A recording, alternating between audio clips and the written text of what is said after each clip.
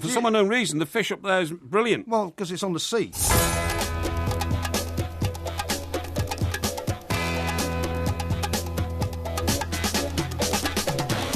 Welcome to a new podcast with the two mics. Is that it? What do you mean, is that it? Is that your intro to our podcast? Yeah, what's wrong with that? It lacks passion, it lacks power, it lacks energy. It should be, hello folks, welcome to a new podcast from the two mics. Some half-baked lunatic. Schweinhund, Feridun, Batman Gedalaji.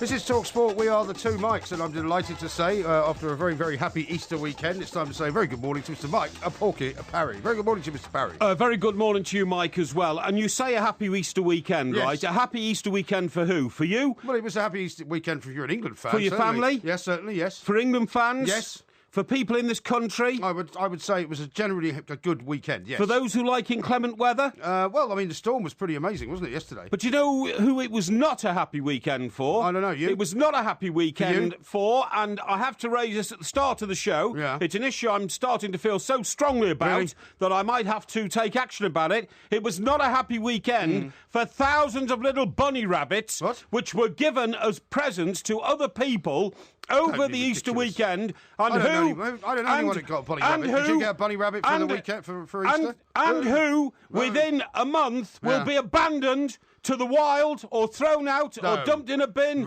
or drowned in a pond, or basically, and this is bringing tears to my eyes, disposed of in a most cruel and inhuman way. Well, you always eat them, I suppose. You know, they say that a dog is not just for Christmas, a dog is forever, or something like that. A dog is for life, a dog is for life, not Christmas. It's now I think you should have perhaps rehearsed the line. It's now become the bunny rabbit. I am starting a campaign here and now. It's not just for Easter. Save the bunny rabbit. Really? Seriously.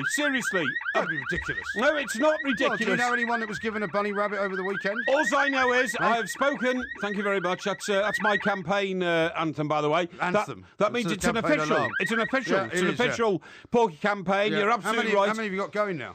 How many You've got what? Tommy the chimp, right? No, don't. Tommy the chimp. You've got the other chimp. I don't want a diversion. The chimp in the Côte d'Ivoire. I don't want a diversion. Thank I you. just want to know how many campaigns you're running. Well, it doesn't matter. You know, when animals need me, been successful. When animals need me, I'm here. The point is, the RSPCA have now started a special division. Hang on, RSPCA. Special division. Oh, hey, that's right, animals. Yeah, a special division. How about RSPCR? No, to try and combat the cruel and barbaric practice of giving away bunny rabbits at Easter. I don't know anyone that's done that, though. Well, it doesn't matter whether you Where's know your or evidence? not. Where's your Sorry? evidence? Where's your evidence that all these bunny rabbits have been My given evidence away? is with the experts. The experts say it's a growing problem. It happens every year. It's happened more than ever this year. I don't believe you. In the same way as the commercialisation of Easter now stretches to people buying Easter trees and putting them up in their windows and all that kind of nonsense. There was an Easter tree in my house, actually. Yeah, in your house. It was homemade, a homemade Easter tree, made with like little Easter eggs on a kind of thing. Oh, Very that's nice. all right. Kids That did your it, children made at school. Yeah, that's all right. I don't mind okay, that. is it? But I'm talking about going into, a major department store and coming out with an Easter tree. Does it look like a Christmas tree? It's ridiculous. Does it look like a Christmas tree? No, I've not seen these at it's all. different to a Well, Christmas what does it tree. look like? Well, it's made of like straight branches rather than And then green ones. you hang the eggs on it. That's exactly what it is. You hang eggs and all that, and other Easter things like. Apparently, you hang hot cross buns on it as well. Really? Why would you Or do you that? stick them on the end of the branches and all that. Yeah. But Do you know what I had at the weekend, which was actually quite sickly? A hot cross bun donut. Oh, It wasn't very nice. No. So I want to know whether you are going to support this campaign. me? Yeah, the campaign. No. Oh, No, come on. I only associate You've myself... got two little boys. Yeah. Just think how upset they would be if they find that bunny rabbits are being tortured. One of them doesn't like the idea of eating rabbit, I tell you that. Well, that's good. The other one enjoys eating rabbit quite a lot. So, I mean, they're kind of split on that one. But basically, you know, until I have any evidence that, one, this campaign is going to work, I certainly won't be joining it. And until I have any evidence that this is a massive problem, which I also don't have. It is a massive problem. It is a massive problem. All I've got is your word for it. Some of these bunny rabbits, you see, which are domestic, they're giving us presents. Why do you call them bunny rabbits? Because they are. They're rabbits. Okay, so, they're little bunny rabbits. That's the emotive name for them, and that's why people, it's nice to have a little bunny rabbit. And then after a couple of weeks, when they've stopped feeding it in their hutch and their mother's complaining they're not cleaning the hutch out and all that kind of stuff, the child walks out into a field, like the fields that you live by, and they throw the rabbit away, and that's it. The rabbit's gone wild. I don't but know the wild any rabbits, for any of this. The domestic rabbits can't defend themselves in the wild, so they get beaten up. The other thing is, if a domestic bunny rabbit doesn't get treatment for its teeth grow to an incredible length. What? Yeah. Some bunny rabbits, 18 inches. Sorry, what's your problem? Well, you'll be able to spot those easily enough, won't you? Well, of course you would, a rabbit sort of pogoing around on his teeth. Yeah, I'm telling you. I've never seen a rabbit with 18-inch long teeth. You get rabbits with 18-inch long teeth. Where have you ever seen that? Well, I've seen pictures of them in the file that I've been delivered to alert me to this dreadful practice, yeah. Are you sure? I'm sure. I'm absolutely sure of it. And it's quite appalling. Hey, did you see that Watership Down was on Sunday? No, I didn't. Apparently there's been a load of complaints. About what? Channel 5 aired Watership Down, right? Right, which is an animated film about rabbits. Yes, because it features... All right, well, you know the story then, don't you? What happens in Watership Down? Well, they build a big road through the rabbit plantation. The rabbit plantation. Yes, you know. And then, well, loads of them end up getting slaughtered, basically. Yeah, well, and people have all complained to Channel 5, yes, saying how ridiculous it was to show on Easter Sunday at a time when children could be watching. A very good point. A lovely story. Yes, but apparently it's outraged parents because it traumatised them because of all the dead rabbits. Yeah, well, I would imagine it would. I mean, it is about building a road through the field, isn't it? I don't know. I think watch it. I've watched it for many years. It's about. I tell you who's involved in that. Yeah. Andrew Lloyd Webber. Is he? He had a big estate. Well, I'll tell you where it happened for real. The extension of the M3 down into down past like Winchester. That's right. It was the Winchester connection. They had to cut through these chalk hills down near Winchester to complete the running of the M3 from the M25 down to the M27. Right, and in doing that, they did destroy apparently the rabbit fields. Rabbit area. Yeah, rabbit area. I mean, and Andrew Lloyd Webber had an estate round there. There's no such thing as a rabbit field. I mean, any field is a rabbit field. I mean, hundreds of rabbits running about where I live. Oh, do you see them all the time? Yeah, all the time. Why do you take any pictures of them then? Well, I have done in the past. No, in fact, I told you the story of the one that was kind of, not moving. It was obviously poisoned in some way and killed the vet. And the vet came and put it down. Oh, no. There you see. So this is a terrible thing that happens. When you live in the country, that's what happens. That's everyday life in the country. So this is what... Life, death, birth, everything, you know. So this is what I want you to be aware of, the fact that... And I want everybody out there, please, to join me. No, you're just trying to be populist again. No, I'm not trying to be populist. Yeah, I am trying to be realistic. All right, well, I'll tell you what. Let me find out if there's any evidential basis for this campaign. There is? What do you mean? How can you question me? I bet you we can't find one person who has either given a bunny for Easter or been given one for Easter listening to this show. Please get in touch, please, if you have been the recipient of a bunny rabbit, or your children have, or if you know of a neighbour, if you see a neighbour suddenly acquire a rabbit. It's a bit like if you suddenly saw a neighbour acquire a strange child, and the neighbour said, "Oh, well, it's my sister's, or it's my long lost cousin's, or something like that." I mean, if a rabbit suddenly appears in a hutch in the garden next door, I want you to keep an eye on it, please, because it could well be that rabbit is going to be maltreated at some stage during its early life. That would be shameful. I like this one on Twitter. Apparently, while all these traumatised parents were tweeting about Watership Down and how terrible it was, some guy called Martin Costello said, "People are getting angry at inappropriate Watership Down being on TV at Easter. Would they rather watch a man being nailed to a piece of wood?" Obviously making a reference to the real Easter story, the real story of Easter, which is about a guy being crucified, being put in a tomb. Analogy. Well, being put in a tomb and then being brought back to life. A sick analogy. It's not a sick analogy. What's wrong with people in this world? Can't they, don't have respect for the scriptures anymore, by which, a lot of us live our lives? Did you go to church at the weekend? I didn't have time. You didn't have time? Why not? No. Well, there's too much else to do. Yeah, of course. Some of us actually choose not to spend Easter Sunday wasting our time getting bladderated. Some of us actually like to contribute to the well-being of the nation by broadcasting, in shows like Clash of the Titans and that sort of thing. You were on Clash of the Titans at the weekend. I was actually, How did that go? Yeah, it went very well. Did you get on very well with everyone? I got on well with everybody. It was brilliant, yeah. Old Jace was the chairman. What do you call him? No, the I don't know what you call host. him. The host, yeah. Host. No, not host. What's the word I'm looking for? Yeah, the host. No, was it no? Or was the moderator, maybe? No, not moderator. The guy in the chair. What do we normally call him? Well, the moderator, surely. Moderator, yeah, okay. Ringmaster. Ringmaster, moderator, something like that, yeah. Organ grinder. No. He hosted the show, Really? That's right, yeah. And it was Alvin Martin, myself, and old Matt Law, was it? Matt Law? I mean Matt Scott? Matt Scott, yes, good chap. And, yes, it was bouncy. Yeah. Okay, yes. well, a piece has been selected from your appearance. Oh, yes? Would you like to have a listen? Yes, please, yes. Let's go.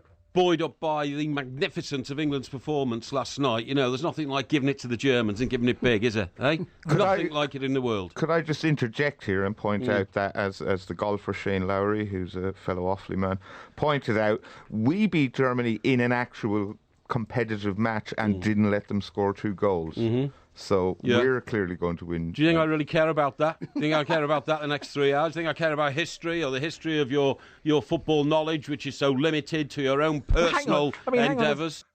That's very nice, isn't it? They're making friends even as we speak. Yes, but you see, as usual, yeah. in your attempt to try and belittle me... Not at all. You've got your facts completely wrong. I mean, I didn't listen to the show. I was busy. Where do you think that came from? I presume that came from the show. No, it didn't. Came from the previous show. What were you doing on the previous show? I was invited into the studio. Well, why did you decide to slag them off? Invited into the studio to tell the audience what was coming up at the top of the hour. So you're a guest on somebody else's show and you start attacking them? What was the name of the guy that you were attacking? He was the co-presenter of the show before me. What's his name? His name was... No, hang on, let's see. It was Sunday, and it was the show up till 1 o'clock. Yeah. So that was the warm-up. It was. And the guy who does that is... Yeah. Come on. Max. Max, yeah. Isn't it? Yeah. Yeah, Max, yeah. What's his last name? Max... He did... Mad Max? No. I was going to say Max Mosley then, Max but he was the man who... Max Mosley. He was the man who conducted those rather strange parties. Listen, don't worry. It wasn't him, was it? No, it wasn't. He wasn't wearing a uniform. No. It was Max and his sidekick, anyway. Yeah, Max and his sidekick. Did a great show. Great stuff. We'll hear some more about that coming up. This is Talk Sport. Drive on Talk Sport, the UK's only sports-dedicated drive time with Sky Sports. The sharpest analysis on all the day's action from the giants of sport. Shane Warne is with us on the show. How you doing, Shane? G'day, guys. How are you? Laser-guided comment and rapid reaction from a nation of sports fanatics. Into the corner of the net. Drive home with Darren Gough and Adrian Durham. Who else? Weekday afternoons from 4 on Talk Sport with Sky Sports, the home of the Barclays Premier League. Deciding which direction to take with your pension can be a bit nerve-wracking, but PensionWise is here to guide you. Set up by the government, we offer free, impartial guidance on the routes you could take and what to watch out for. Book a telephone or face-to-face appointment now with one of our friendly team. Call 0800 138 1888. PensionWise. Your money, your choice. The family member who was concerned. The neighbour who felt uneasy. The teacher who was worried. The coach who noticed at practice. And you. Together, we can tackle child abuse. If you suspect child abuse, visit gov.uk/report child abuse to find out who to call. Get a generous helping of the latest odds and tasty tips with Paddy's Punts every weekday afternoon from 4 on Drive with Durham and Goffey on Talk Sport with Paddy Power. You're welcome. With the form on the football, What a game. the going on the GGs, And they're off. the crack on the cricket, 6. and lashings of Paddy's famous generosity. Come on, give us a break. It's only a bit of crack, isn't it? Get your tips while they're hot with Paddy's Punts. Weekday afternoons from 4 with Adrian Durham and Darren Gough on Talk Sport with Paddy Power. You're welcome. The Two Mics, simulcast across the UK on Talk Sport and Talk Radio. Rabbit, rabbit, rabbit, rabbit, rabbit, rabbit, rabbit, rabbit, rabbit, rabbit, rabbit, rabbit, rabbit, rabbit, rabbit, rabbit, rabbit. You got a beautiful chin. You've got beautiful skin. You got a beautiful face. You got taste. You got beautiful eyes. You got beautiful thighs. You got a lot without a doubt. But I'm thinking about blowing you out.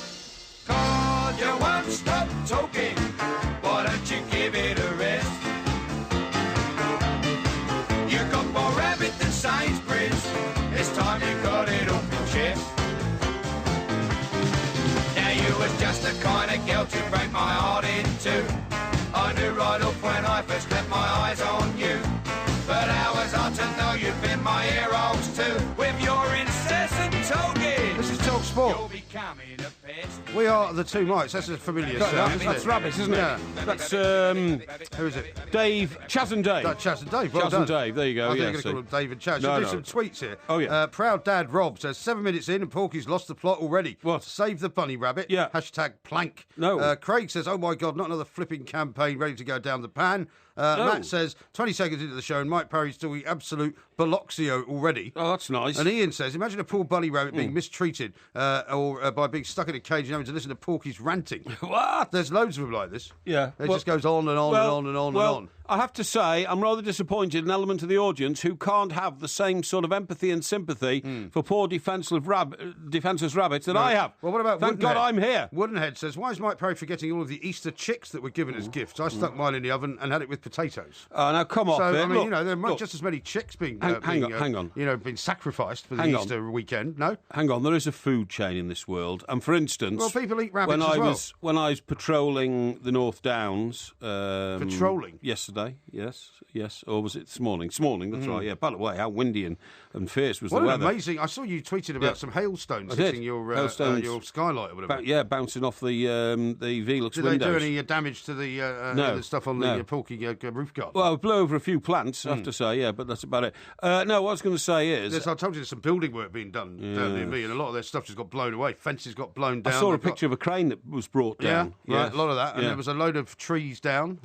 Trains didn't work. But anyway, what I was going to say is... Sorry to interrupt you. No, that's all right. Despite the fact that the weather was very inclement, but one minute it was sunshine, next minute it was fierce rain and winds again, there were a lot of little lambs prancing around. Yeah, there were, yeah. And of course, I look at the little lambs, I think, well, they're little cuddly things and all that, and of course they will eventually become meat on your plate. Well, yeah, but that's a food chain thing. No, it is a food chain. Did you have any lamb at the weekend? No. I don't think so. No, I'm just trying to think. What do you mean, don't know? Did you have a roast on Sunday? No, I didn't have a traditional sort of Easter. Right. I mean, I was doing Clash of the Titans yesterday. Some must like to work on Easter Sunday. Yeah, well, you know I thought as a true Christian you wouldn't want to do that. Yeah, well, it's not exactly how you're supposed to celebrate the Lord's Day, is it? Well, no. The Lord says there is no problem with work and endeavour. Well, he rests on the seventh day, So I worked on Good enough. Friday with you. Then on Easter Saturday. I don't remember what I did on Easter Saturday. What did you do on Easter Saturday? I don't know. You don't know what you did? I'm just trying to think. Are you still off the booze, by the way? Oh, yeah, I haven't had a drop. Really? Not a drop. Extraordinary. Okay. Well done. That's okay. I was on the coast, actually, on Saturday. Done. And I walked for a good long way along the Solent. That's what I did on Saturday. Did you? And that was brisk and bracing. It was quite wet on Saturday, wasn't it? On Saturday, it rained in patches, actually. I remember going out without a coat and then, without a hat, and I had to buy one. Yeah, so I got a lot of hats because I often buy them. Oh, what sort of on hat the did you buy? Solent. I bought a sort of those flat cap type. No, woolen hat. Anyway, we didn't know. We didn't say actually when we went to Cheltenham the other week. Yes. When you were going to wear your Peaky Blinders cap. Yes. Did you notice how many young men are now wearing the Peaky Blinders style cap? Well, that'll be from the Peaky Blinders, I'm sure. Course, yeah. But the thing is, you advised me not to wear it, quite rightly, because it was then synonymous with the rather vile young footballer who was pictured urinating into a glass. That's right. And he actually had a Peaky Blinders hat on. Yeah, he was. So I wasn't going to be associated with that. Listen, talking about young men and all this kind of stuff. Yes. Do you realise? By the way, we'll talk about the England game in a minute. Yeah, I'm sure and we we'll will. also talk about the England-Northern Ireland. Well, it's difficult for you, isn't it? Because you've already done a show about the England Netherlands game that I wasn't involved in. Yeah, well, that's because I like working on Easter Sunday. Well, you'll have to remember that obviously the things you said then are the same as the things you say now. The Lord says there is no sin in endeavour. So that's why I was working on Easter Sunday. Is that right? Now, I'll tell you where the latest great sexism row is erupting, right? Go on, you may have a view on this because you may have been involved in this in the past. The latest great sexism row, because, of course, you said, did I go to church over Easter Sunday? I didn't, but I did talk to one of my religious associates, okay? Right. And he tells me the next big battle, the sexism battle, which is going to be, quite rough and quite detailed, is the choirs that make up in churches, the makeup of choirs in churches. Right. There's a tremendous sexism problem here. Is there one? Because they're almost totally male. Are they? And they do not encourage young ladies to become choristers. I would say I've seen both, and I've seen mixed choirs, I've seen choirs. How many girls were there in your choir when you were a chorister? I wasn't a chorister. You were? You told me you were a choir boy. I was an altar boy. Told me you were a choir boy. No, I was an altar boy. That's the same thing. No, it's not the same thing. It can thing. be the same thing. No, it's exactly all the right, how opposite. many girl altar boys were there, if you see what I mean? Well, there you go. Well, that's why you call an altar boy. Yeah, okay. So, an altar boy. Do they have altar girls? Although my daughter, funnily enough, when we were living in Wiltshire, yes, she was an altar girl for a while. That was in the Church of England, though. And how many? Well, where's yours? Mine was a Catholic. Yeah. I was raised a Catholic. I've told you that many times. Yes, okay. And in the Catholic Church, as you probably know, they're a little bit more behind on the old sexism front than the Church of England. Right. Because the Church of England's now got female bishops, hasn't it? Yes, it has. Yes, whereas in the absolutely. Catholic Church, you're not going to see a female pope anytime soon. Do you know how much it costs to run a choir in even a small sort of rural church a year? Absolutely no idea. £250,000. Rubbish. It does. What a load of old cobblers. No. Why does it cost 250 grand? I'm looking at a report, an ecclesiastical report, from one of my religious journals. Yeah. And it says it can cost well over £250,000 a year to run a cathedral choir. Really? Many cathedrals. Yeah, why, though? I'm just why telling you. Break it down. Just shut up for a minute. Many cathedrals are struggling to find that amount of money. Right. One consequence is a reduction in the bursaries that allow children from lower income families to benefit from the outstanding education offered to choristers. So cathedral choirs become yet more entrenched as enclaves of the wealthy middle classes. Yeah, but hang on. Didn't Jesus say, "Open the doors of the churches to the poor"? Right? You might have done. Yeah. Well, you see, I'm a friend of Chester Cathedral. Are you? What have you done for him lately? I give them like a few £100 every year. Really? And I get a badge saying friend of Chester Cathedral. Oh, well, you've only got one friend then, haven't you? What? At least you've got a friend somewhere. Oh, yeah, that's nice, I'm a friend isn't of it? Chester Cathedral. Yeah. But, yeah. I mean, my point is that, they put out these numbers willy-nilly. Yes. But where is the evidence that it cost them 250,000? Well, it does. What are they doing with the money? Well, you've got to buy the surplices, and then there's all the training sessions that the choristers have. Well, how much does that cost? What? Well, how much does it cost to train people to sing? Well, you've got to pay somebody to teach them, so I suppose... but presumably you've got the guy already there. Yeah, but I mean, usually it's somebody like the dean or something, and that's a part-time job, Well, they're paying isn't him $100,000 a year. Well, I don't know, but I mean, they have to get them in to do it. Where do they get this £250,000 figure from? Well, I don't know, because I don't run a cathedral. All I know is it's very expensive to run a cathedral. You shouldn't For quote, years and years and years. figures unless you know what they're from. For years and years and years, when we used to go to the King's School Chester carol service Were you at Christmas... ever in a choir? No. No? No. Why not? With your amazing singing voice. Was I in a choir? I might have been. Well, you can't remember. I might have been. I can't quite remember. I might have been when I was younger. But what I was going to say is, we used to freeze to death in Chester Cathedral because the boiler blew up. Oh, yeah. And there was no money to repair it. Okay. So there was no heating inside Chester Cathedral for about 5 years. You don't need heating when you have your faith to keep you warm. Well, you could say that, but when it's about -4 outside, because, of course, I lived in the north of England, Yes. where the weather is slightly less favourable than the south of England. Is that right? And it got very, very cold. And, of course, if you're an 8-year-old and this fierce -degree wind is whipping through the cracked windows of Chester Cathedral, freezing your hollyhocks, it's a very unpleasant experience. Well, I'm sure it is, but I'm sorry, I don't buy this figure of £250,000. I just don't think that's in any way believable. Right, let me tell you this. To tackle the inequity of the fact that, only middle-aged and rich boys now appear in choirs. Middle-aged? What, you mean middle class? Middle class. Or middle-aged. There's hope for you yet. No, middle class. You're early middle-aged. Basically, it says that parents now have to sort of fund their kids to become choristers. I don't understand why. Right? I mean, why do you have to fund it? Well, because you have to buy all the gear and you have to be able to run them there in your 4x4 to the cathedral and all that kind of stuff, Right. And you have to be able to buy them the books and they have to practice and they have to come home and sing from these books, which are very expensive and all that kind of stuff, Well, okay? It sounds like a racket to me. Well, it might be. But anyway, it's what's happened is we have formed a Friends of Cathedral Music organisation, right? And we've launched a diamond fund for choristers. We? Yeah, it's Who's going to. we? Well, I'm going to join. I'm going to join. I'm going to be one of them. You're going to start singing? No, I'm going to join the fund to produce choristers from working class homes. Really? That's my ambition. I see. Yeah, and it says what we're going to do is we're going to raise £10 million. And the first fundraising event will be unique concert at St Paul's Cathedral in April, OK? Right. Choristers from 60 British cathedrals, abbeys, colleges and apart chapels from anything else, right? They there. charge you money now, apart from anything else, to go and even go into St Paul's Cathedral, to go into, like, Westminster Abbey. It costs about 20 quid. I think they do. It's ridiculous. I think Absolutely they do. outrageous. What a rip-off. I think this they is do. Talk Sport. We've got loads more coming up next.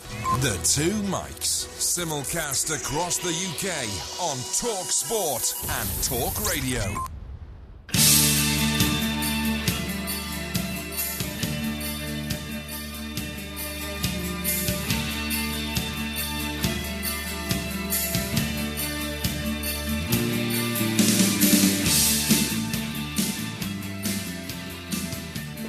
Talk Sport. We are the two Mikes, and I've got a very strange tweet here from John. Oh, yes. Who says this, right? I can't work this one out at all. Yes. He says, has Porky taken some sensible pills tonight? I've never heard such common sense. Wise words by the Porkmeister. Thank you very much indeed. Is he talking about my campaign to save the rabbit? I don't know what he's talking about. I think he must have been in some way taking the old what do you call that stuff? The devil's buttermilk. Do you think he's taking the mickey and all that? No, I don't think he is. I think you'll find that a lot of people. You see, when you get all cynical and what are you talking about? Oh, what are you going on about this for? Right? Your cynicism is not reflected, by the millions of people who listen to us on a daily basis around the world who realise that I do have a point, and my point is that I have a care both for humanity and, additionally, and perhaps even more, for the world of the dumb animal. Yeah, exactly right. Yeah, well, the dumb animal and you, I guess, have an awful lot in common. Here's one from somebody who calls himself, Have You Seen the Time? Right. Does Porky have any subject he doesn't have a journal on? Hashtag Porky's Journals. Well, you see, once again, that's very cynical. The fact is that because I research and study a lot of what goes on in life for both to satisfy my own curiosity, to fulfil my knowledge quotient, quotient, that's right, and also to be able to converse properly with yourself about issues our listeners are concerned about. I see. I do study writings. Of course I do. Of course you do. Yes. Alan says, I'm with Porky, please save our bunny rabbits. Exactly. Here's one from Vid, who says, I think Mike Parry's new nickname should be the Porky Pacemaker Parry. Why? I'm not sure why he says that. Why? I don't need a pacemaker. Don't really know. Yet. And how about this one from Matty the Mackham?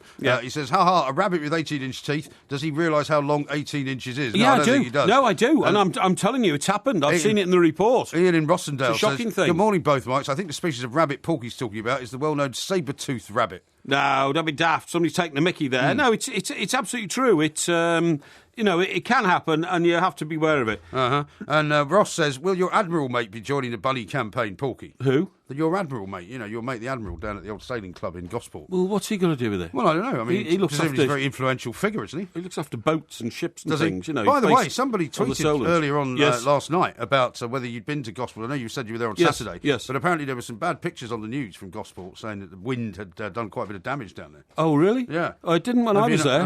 Well, no, because the storm didn't hit till yesterday. No, exactly. Yesterday that's you were up here. I think that's where the crane went down, isn't it? Oh, is that right? Well, I think it might have done. There's a very big... don't you think you should have known that if it's gone down in your place you live? Well, there's a lot of cranes around at the moment, a lot of building going on in Britain as a consequence of a boom in people needing places to live and all that kind of stuff. Yes. So I'm not aware that it was the crane in Gosport, but there is a very big crane in Gosport just a couple of blocks away from where my penthouse is because they're building a new block onto the aren't you front... worried that it might fall on your apartment? No, it's not that close. Are you sure? No, it fell on somebody else's probably. But what I'm saying is it's another part of the front of Portsmouth Harbour, the opposite side, Gosport Harbour, which is being built up. It's an up-and-coming area, see, very much so. Yeah, right. By the way, talking about Easter and all that, right? Yes. Now, I have... Did you have any Easter eggs? I didn't have any Easter eggs because I didn't want to devour any chocolate. You haven't brought me one, have you? No, I haven't brought you one, no. Oh, no, I don't want to buy... I mean, how many did you eat over the weekend? I didn't eat any, actually. My kids have got so many, though. They've got about 10. Yeah, you went on an Easter egg hunt, didn't you? They did. And you couldn't remember where you'd put them, could you? Because you were bladderated. No, I didn't put them anywhere. I didn't put the Easter Bunny puts them in the Easter egg hunt. It's nothing to do with anything. It's like Father Christmas delivering the presents, isn't it? Exactly. But you were so bladderated you couldn't remember where you put the eggs for your kids. No, it is true. I don't have anything to do with it. This is a report I'm getting from Sussex. No, the Easter Bunny puts the Easter eggs. Yes, I know the quotes Easter Bunny does, like quotes Father Christmas, puts the present at the bottom of your children's bed. The Easter Bunny doesn't exist, is that what you're saying? I'm not discussing that in case, because we're a family show, about Flynn? Some youngsters might be listening. Exactly. Now, Finn. Well, my reports were... Finn, isn't it? Finn. Yeah, Finn. Yeah, as in the end. Eh? As in the end. Finn. What do you mean? French is Finn for the end, isn't it? Oh, well, Finn as in, like, what's on the back of a dolphin? No. Yeah. Finn, no. That's with one N. Yeah, that's right. Finn is with two N's. Fins with two ends, yes. Fin, as in what's on the back of a dolphin. Yeah. And indeed some other creatures of the deep. Yes. But also... Like a shark. A shark also has a fin, a dorsal fin. That's right. But also, fin, F-I-N, means end in French. If you ever watch a French film, it all says fin at the end, doesn't it? Fin or fini.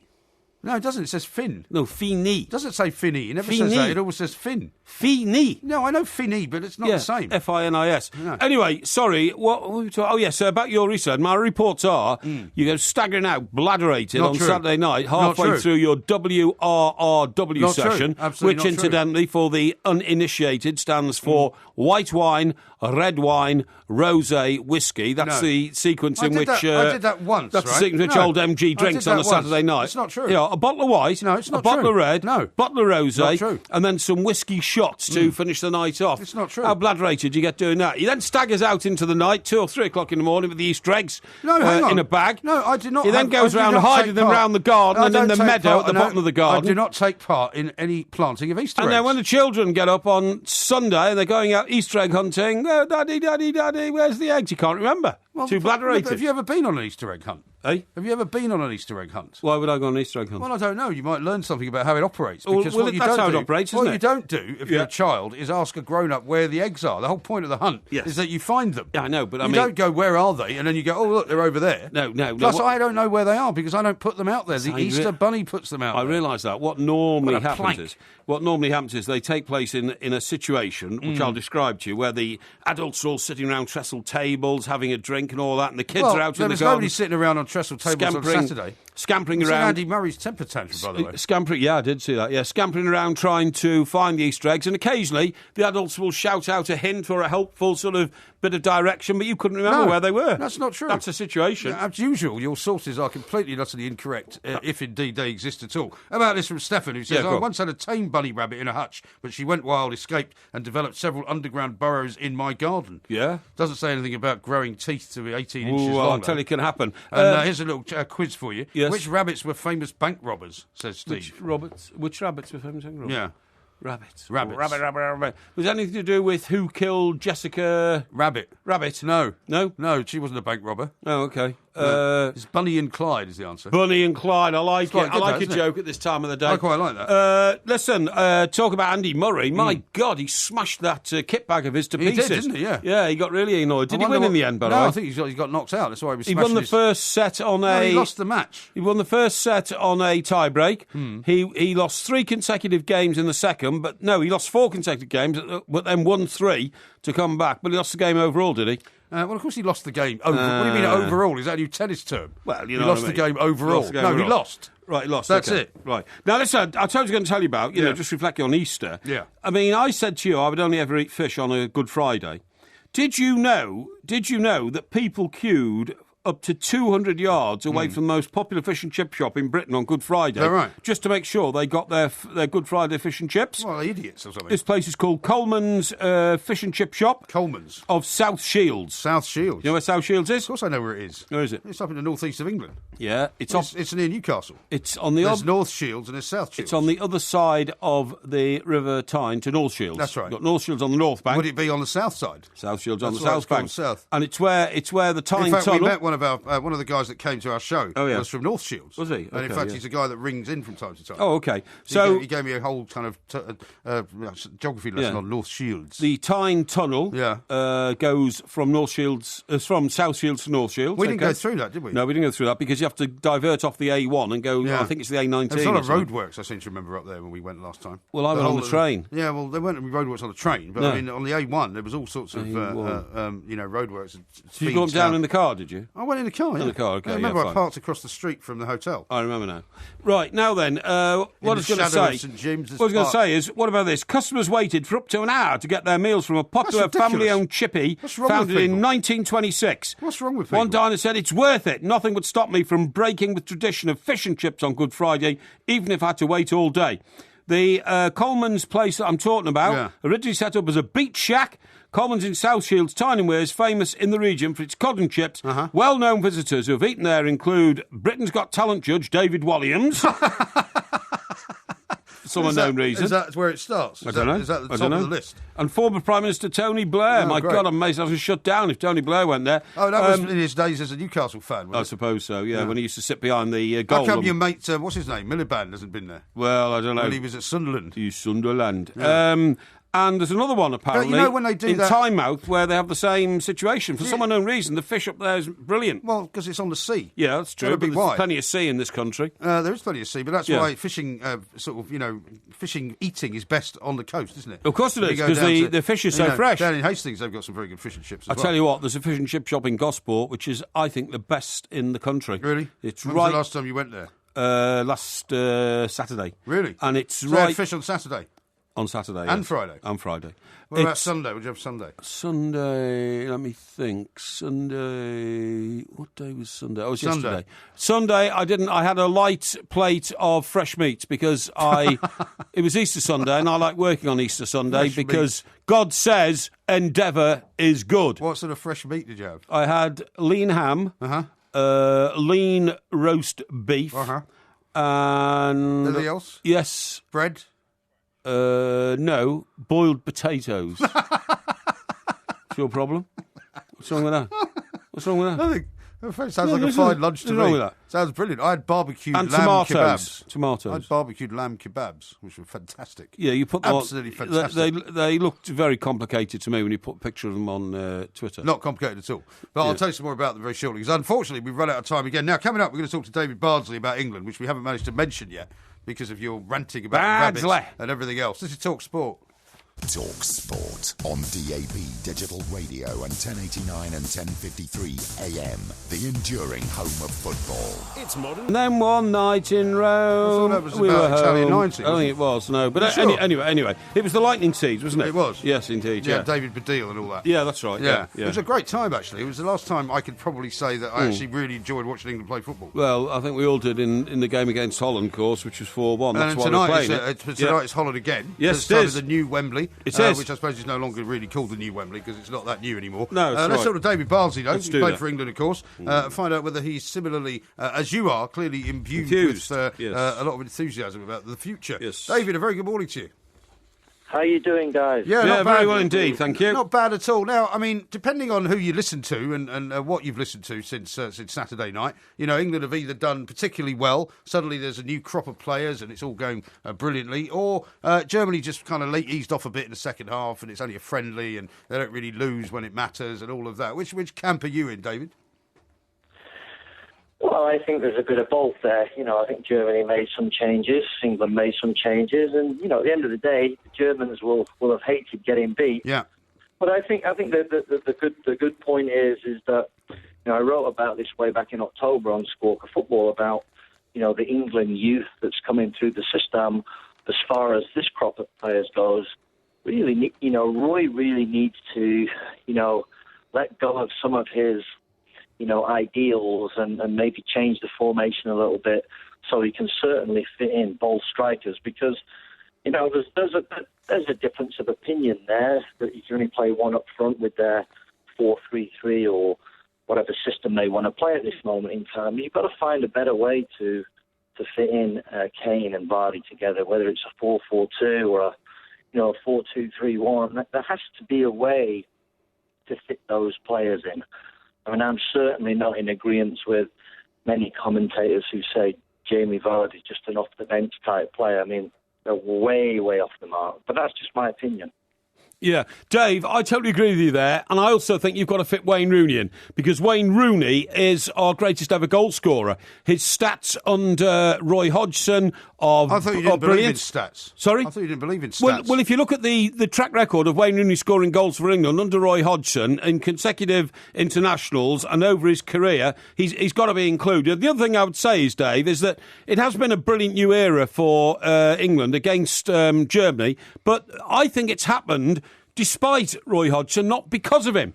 Roy Hodgson should have been booted out after the World Cup in Brazil because England was so pathetically poor, and yet he was given an extended run of service. And what's happened is Mr. Pochettino producing 4 players for the England team against Germany, and the Leicester situation, which has taken us all by total surprise, not me, producing people me by surprise, like Jamie Vardy, have saved Roy Hodgson and made him look half good. But it's not Roy Hodgson who's turned the revolution in England players around. It's club managers who produce the players for him. Well, I would tend to, again, that's something that I touched on before. I think that, especially the Leicester situation, the Tottenham situation, those players were, under different coaches. And as it happens, Pochettino has been the one that's done a fantastic job to bring them through as far as their life in first-team football goes. As far as the Leicester story goes, I have not surprised about that at all. I thought Ranieri would do really well, and everybody else was sat on the fence crying and saying they're going to get relegated, he's going to get fired. Yeah, I mean, I was with you, Dave, on that one. I was one of the few people that said, Leicester will do very well with Ranieri. He's a great manager, and so it has proved to be. What a rubbish claim. Utter rubbish claim. I've been saying it for months. Rubbish. Sorry, Dave. Don't believe him. The man's deluded. But anyway, excuse me. You let David finish his point. Yes, please go on, Dave. Yes. No, I'm a big believer in what Ranieri's done, and I think there was no more incentive for him to come back and do exactly what he's done. The fact is, he's done it with the same players that Nigel Pearson had is quite incredible. And there's obviously a change of, as you said, with the England setup. I don't think it really is what Roy Hodgson has done as far as the players are playing.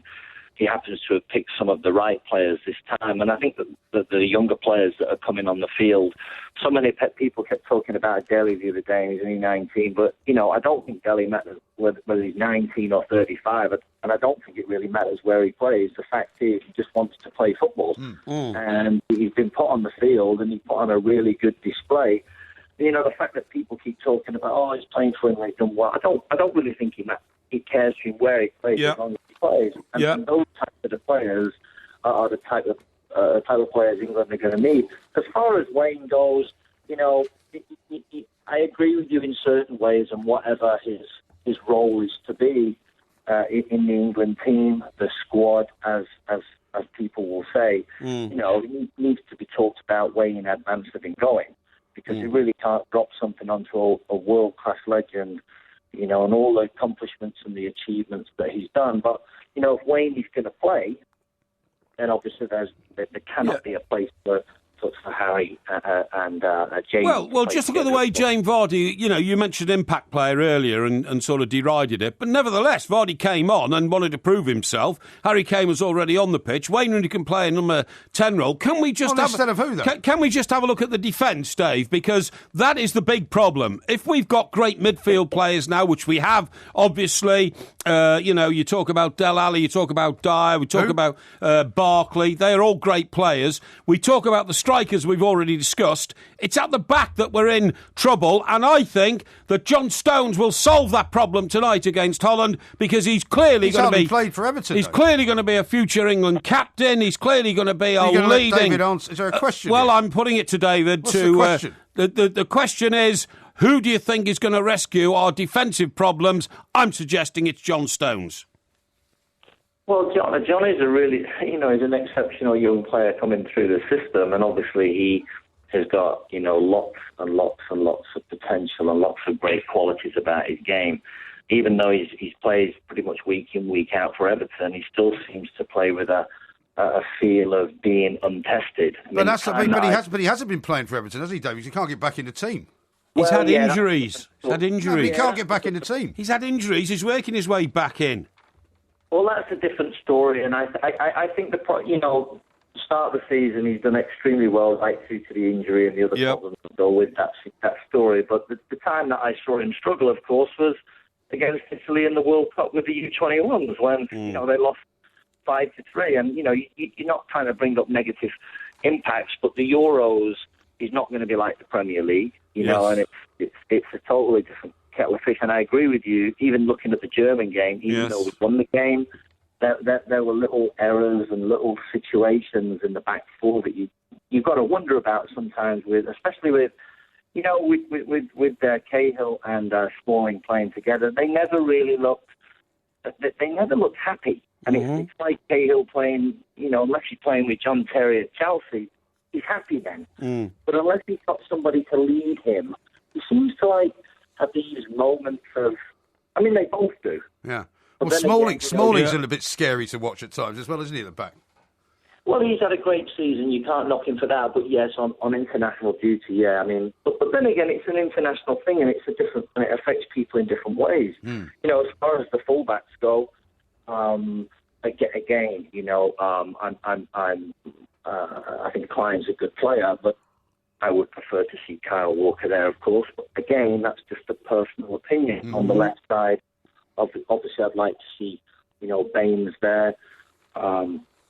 Obviously, I'm not sure whether Shaw's going to be fit with the injury. And obviously, Rosie is a great player. Mm. These boys are all coming through. And the thing is, this is a magnificent opportunity for England. And if they get it wrong with their team selection, there's nothing to stop them from going there and winning. Mm. There really isn't. No, I think you're absolutely right, David. The trouble is, Roy Hodgson, I think I have to agree with you here, Mr. Parry, is not the man responsible for what happened the other night, and will not be the man responsible for making England into a new, young, shining light of the football world, because that's not what he's interested in doing. He puts the brake on things. Yeah. He's been forced into doing what he's done. But he'll do what you want him to do, which is to bring Wayne Rooney back. But we'll talk some more about that in a little while, because I think that's a retrograde step as well. This is Talk Sport. Okay.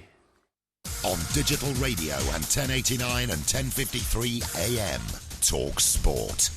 This is Talk Sport. We are the two mics. We've got loads more coming up. I think we've located the crane. Oh, where is it? I think it's in Greenwich in South London. In Greenwich, yeah. Because funnily enough, I was coming up from Sussex earlier on tonight, and there was a massive traffic jam all over sort of that part of London, which I didn't realise. Yes. Do you know I've got another weird thing that's happened in my car, by the way? Oh, what's that? The window's locked. This is in the old wreck, is it? Yeah. Well, all the holes in the bonnet. The jalopy. It hasn't got holes in the bonnet. Yeah. It's just, it's got huge dents in the bonnet. It was damaged by which are now turning into holes. It was damaged by some irresponsible, lorry driver. Coal van, wasn't it? Well, it wasn't a coal van, but they scraped across the top of it, and it was going to cost me £500 or £600 to fix it, so I just didn't think it was worth it. Yes. But bizarrely, right, I dropped my daughter off, where she just outside her flat where she lived, and the window was open. Yes. Right. I put the window up, got back in the car, drove it's off an electric window, obviously. It's an electric window, yes. And drove off down the road, and I got about, a couple hundred yards down the road, thought I'll just have a cigarette, lit the cigarette, and as I always do, I opened the window a little bit, to let the smoke This is while you're driving? Yeah. Sorry, you're having a cigarette while you're driving? Yeah, of course. Isn't that highly irresponsible? Why is it irresponsible? Well, if you drop the cigarette and it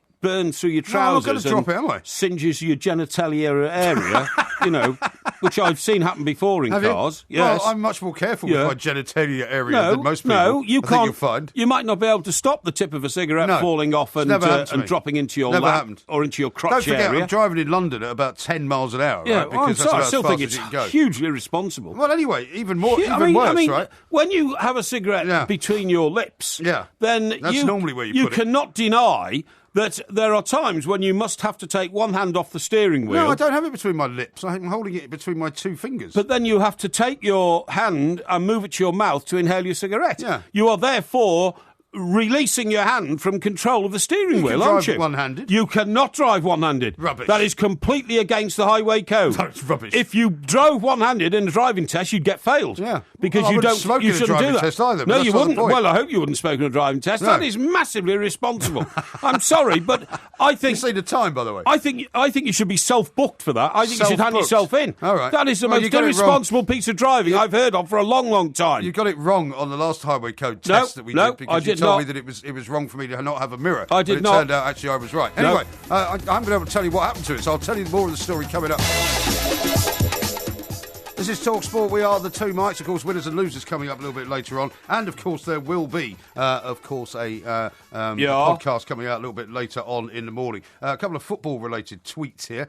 One is asking about Lukaku, saying over the weekend that he wants to go and play in the Champions League. Lukaku. Yeah, this is from Jack. Lukaku. He's a Salford Blue. He says, what about Lukaku saying he wants Champions League football? We'll talk about that. And here's one from Amit in Birmingham. He says, just saying this, Raul was dropped before a tournament to let the likes of Torres, David Villa move Spain into a new era, which they benefited from by winning the European Championships and World Cup. Personally, I believe it should be the same with Rooney to let Vardy, Kane and Sturridge flourish. Oh, I think they should flourish, but Rooney's track record as an England player is just too good. That's true. It's just too good. But you have to also say that every tournament that he's been involved in has not been his finest moment. He's flopped in every tournament except the first one, 2004 in Portugal. Who, aside from a lunatic, would continue to put him in, expecting him to do anything different? You take him in the squad, that is for sure. Okay? Oh, I think so, yeah. Take him in the squad. No doubt. And would you not put him on the bench then? Well, no, I would start him in the first game, honestly. I really would, because I think you've got a lot of young players now with few caps playing in that team, and should be playing in that team, including, in my view, Fraser Forster, who I think is our best goalkeeper,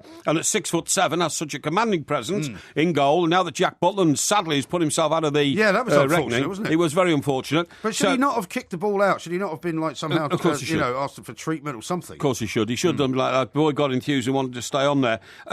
Finish this story, please. This boring story about your car window. Well, it's not boring. It's just that I went to press the the down button, and it didn't go anywhere. And you already had the cigarette in your mouth, of course. Yeah. So, absolutely disgraceful. So what I had to do... I wouldn't admit to that sort of behaviour. Well, no, I mean, apart from the fact that you're wrong about driving one-handed, because what if you're driving a manual car, you have to take your hand off the steering wheel to change gear? You may have to, but I haven't driven a manual car for that reason for about 20 years. Yeah, but it's not illegal to take your hand off the steering wheel, is my point. It is illegal to take your hand off the steering wheel to put a cigarette in and out your mouth. No, it isn't. It is. Rubbish. I'm telling you it is. Absolute cobblers. I'm telling you it is. Anyway, the point is that I don't know what's happened to my window, but I had to open the other window on the other side, and I had to use... Fortunately, I had a coffee cup. I've got a coffee holder just to the right of the steering wheel. So I just used... Because normally I would flick the ash out of the window. How disgusting. So I had to flick the ash into the coffee cup. Was there anything in the coffee cup? No, it's empty.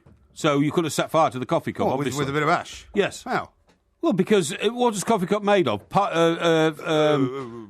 it's not recyclable, is it? Foam? Foam. Yeah, it's made of foam, yeah. I always ask for a foam cup when I buy my coffee. It's not a foam, you Can I have please give me a foam cup. I meant plastic or... Well, you know what they're made of. What they're made of? They're made of a non-recyclable material. That's what it's I mean. A combination of plastic and paper, isn't it? What's that? What's the material I'm looking for? I can't grasp the name. I have no idea what you're thinking of. It's not foam. It's called tyrostone or something. What's it called? Tyrostone. What's it called? Do you mean polystyrene? Polystyrene. That's the one. Polystyrene, right? It's not made of polystyrene. It's a coffee. It's a coffee cup from a well-known coffee dispensary. You can easily set fire to it. Well, it didn't go on fire. You'll be happy to know. I mean, I've got this image now. Anyway, but the good news is, right, because I can't smoke in the car. Yes. I won't be smoking in the car. So there's another place I can't smoke. But you will. No, I won't, because the reason I did that was because I'd already lit one. But on the way in tonight, I actually didn't have one. Can I just give this mental image to our millions of listeners? There you are, driving along with one hand on the wheel. Yeah. The other hand holds a cigarette, which you put to your lips and back again. I can have two hands on the wheel while I'm smoking. How are you holding the coffee cup which you use as an ashtray? It's in a holder. It's in a holder. Yeah. So you smoke with your right hand, don't you? Yeah. So you had to reach across your body, therefore swivelling your torso. No, the coffee cup holder is on the right of the steering wheel, between the steering wheel and the window. It's right there. No, it's not. Yes, it is. No, I've never seen that. Well, it's in my car. You can come have a look if you like. In my Merc, in my top-of-the-range Merc... You've got what you would have a coffee cup holder in the central... Absolutely. The central, what you might call control panel, right? No, the console. Mine is on the right-hand side. You press a button and these two coffee cup holders come up out of the main console, right? So they've got coffee in them. No, of course not, you idiot. You put the coffee in yourself. It's such an amazing car that you made your own coffee as well. But honestly, it sounds so dangerous to me. My question is, because I always get a lot of help from people who listen to this show, because they always know a lot more about cars than I do. So I just wonder what it is, because I can still hear the motor. It's broken because it's knackered. No, it's not broken. It's an old wreck. No, the motor still makes the noise. If I press the button, because you know how you can press it and it goes all the way down or all the way up? Yes. It makes that noise as if it was making it go up or down. It's disconnected, so the motor somehow is still working. But it's not connected to the window For anymore. some reason, the window has either jumped out of place or something. The belt has snapped. Yeah, it's weird, isn't it? The belt has snapped. It's just weird. What belt? The belt that... there's a belt attached to a window. Of course there is. Is there? Belt attached from the motor to the side of the window, which pulls it down and pushes it back up again. Is that right? Didn't you know that? Well, I don't know how it works. That's why I'm asking people to tell me what I should do. I mean, I obviously have to take it somewhere and get it fixed, but it's a pain in the neck, I have to say. Yeah. Lee says this, a light plate of fresh meat. Porky talks like he's reading a badly translated menu in the Far East. Oh, don't be ridiculous. Matt says Three Lions was re-released in '98 for the World Cup in France. Thank you. So, with the extra line, and then one night in Rome, but are you we sure were home. But are you sure the Rome thing... Yeah, because it was Glenn Hoddle. Was it? It was Glenn Hoddle. Right. Glenn Hoddle took over after Terry Venables. Ah, okay. Okay, and I remember, I think I was there. I think I was in Rome when we... You think? Was that when you fell down the bank? No. That was another kind. That was the European Cup final. No, okay. That was the Champions League final. All right. And we either drew 0-0 or won 1-0. I think we won 1-0. Paul Ince, I think, was involved. Really? But anyway, there we go. Yeah. James says the only road tunnel to link New York and Washington. Mm-hmm. This is a good question. What's that? The Tyne Tunnel. New York, of course, is near North Shields. Oh, yeah, of course, yeah, that's right, yeah. So Washington Tyne and Weir. is Tyne and Weir, that's right, yeah. That's not bad. And John says, surely you have to mention the night manager tonight. What was Porky's opinion? I don't want to sort of, preempt your Porky Vision. Yes. Well, I mean, that'll be in Porky Vision tomorrow night. And night after, surely. Oh, yeah, the night after. That's like night after, yeah. But, I mean, yes, it was scintillating. Listen, I'll tell you what I was going to mention in Porky Vision, but I've got to mention it now. Yes. Because it's been highlighted in some other areas, right? There's a programme called Country File. Yes. It's very good. It's very twee. Yeah, it's twee. I'm not a fan of it, to be honest. Right, OK. Well, I decided to have a look, and I hit on a feature they did in there, which everybody's now talking about. Oh, yeah. It was a 3-year-old girl, and they're from Monmouthshire in Wales. Right. And she delivers sheep on her parents' sheep farm. Delivers what? Birthing? Yes. Sheep. All right. Yes. How old is she? 3. 3? Blimey. I mean... Must be some kind of child prodigy. It was amazing. Honestly, I was watching it, I thought, hang on, A, she doesn't look like 3, and then B, I mean... Well, she's big for 3, is she?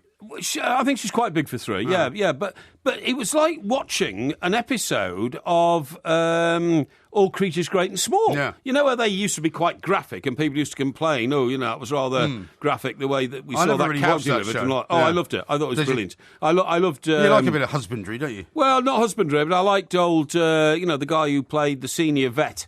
What was his name? I don't know. He had a real James English Robertson name. Justice? No, it wasn't him. No, it was somebody else. But anyway, Timothy, what's his name? Timothy Dalton. No, not Timothy Dalton. He was James Bond, you idiot.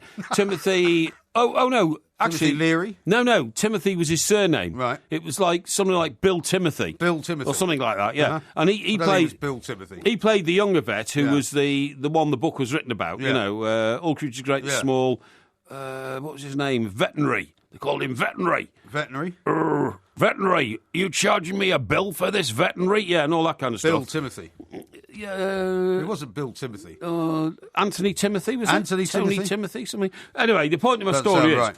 What is the point of your story? This little girl How goes come you get much longer to tell your stories than I get? Hang on. This little girl goes into the sheep pen. Yeah. And her mother says, right, OK, what was her name? Lily. Right, Lily, how's it going? Lily says, Lily then positions the sheep. Yeah. She then reaches inside the sheep. Family show, this. It's a family show, I know. Yeah. And she says, Mummy, I can feel the feet. She says, right, can you feel the... Yes, I can feel the nose. Are they in the right place, Lily? Yes, they're in place. Right, well, let's get on then with birthing. Right. And Lily then pulls the little lamb out. Right. I mean, it's quite amazing stuff, honestly. Yeah. And you see it and you think, golly, how can a little girl do that? Well, that's quite but extraordinary, anyway, it caused quite a sensation, I have to say.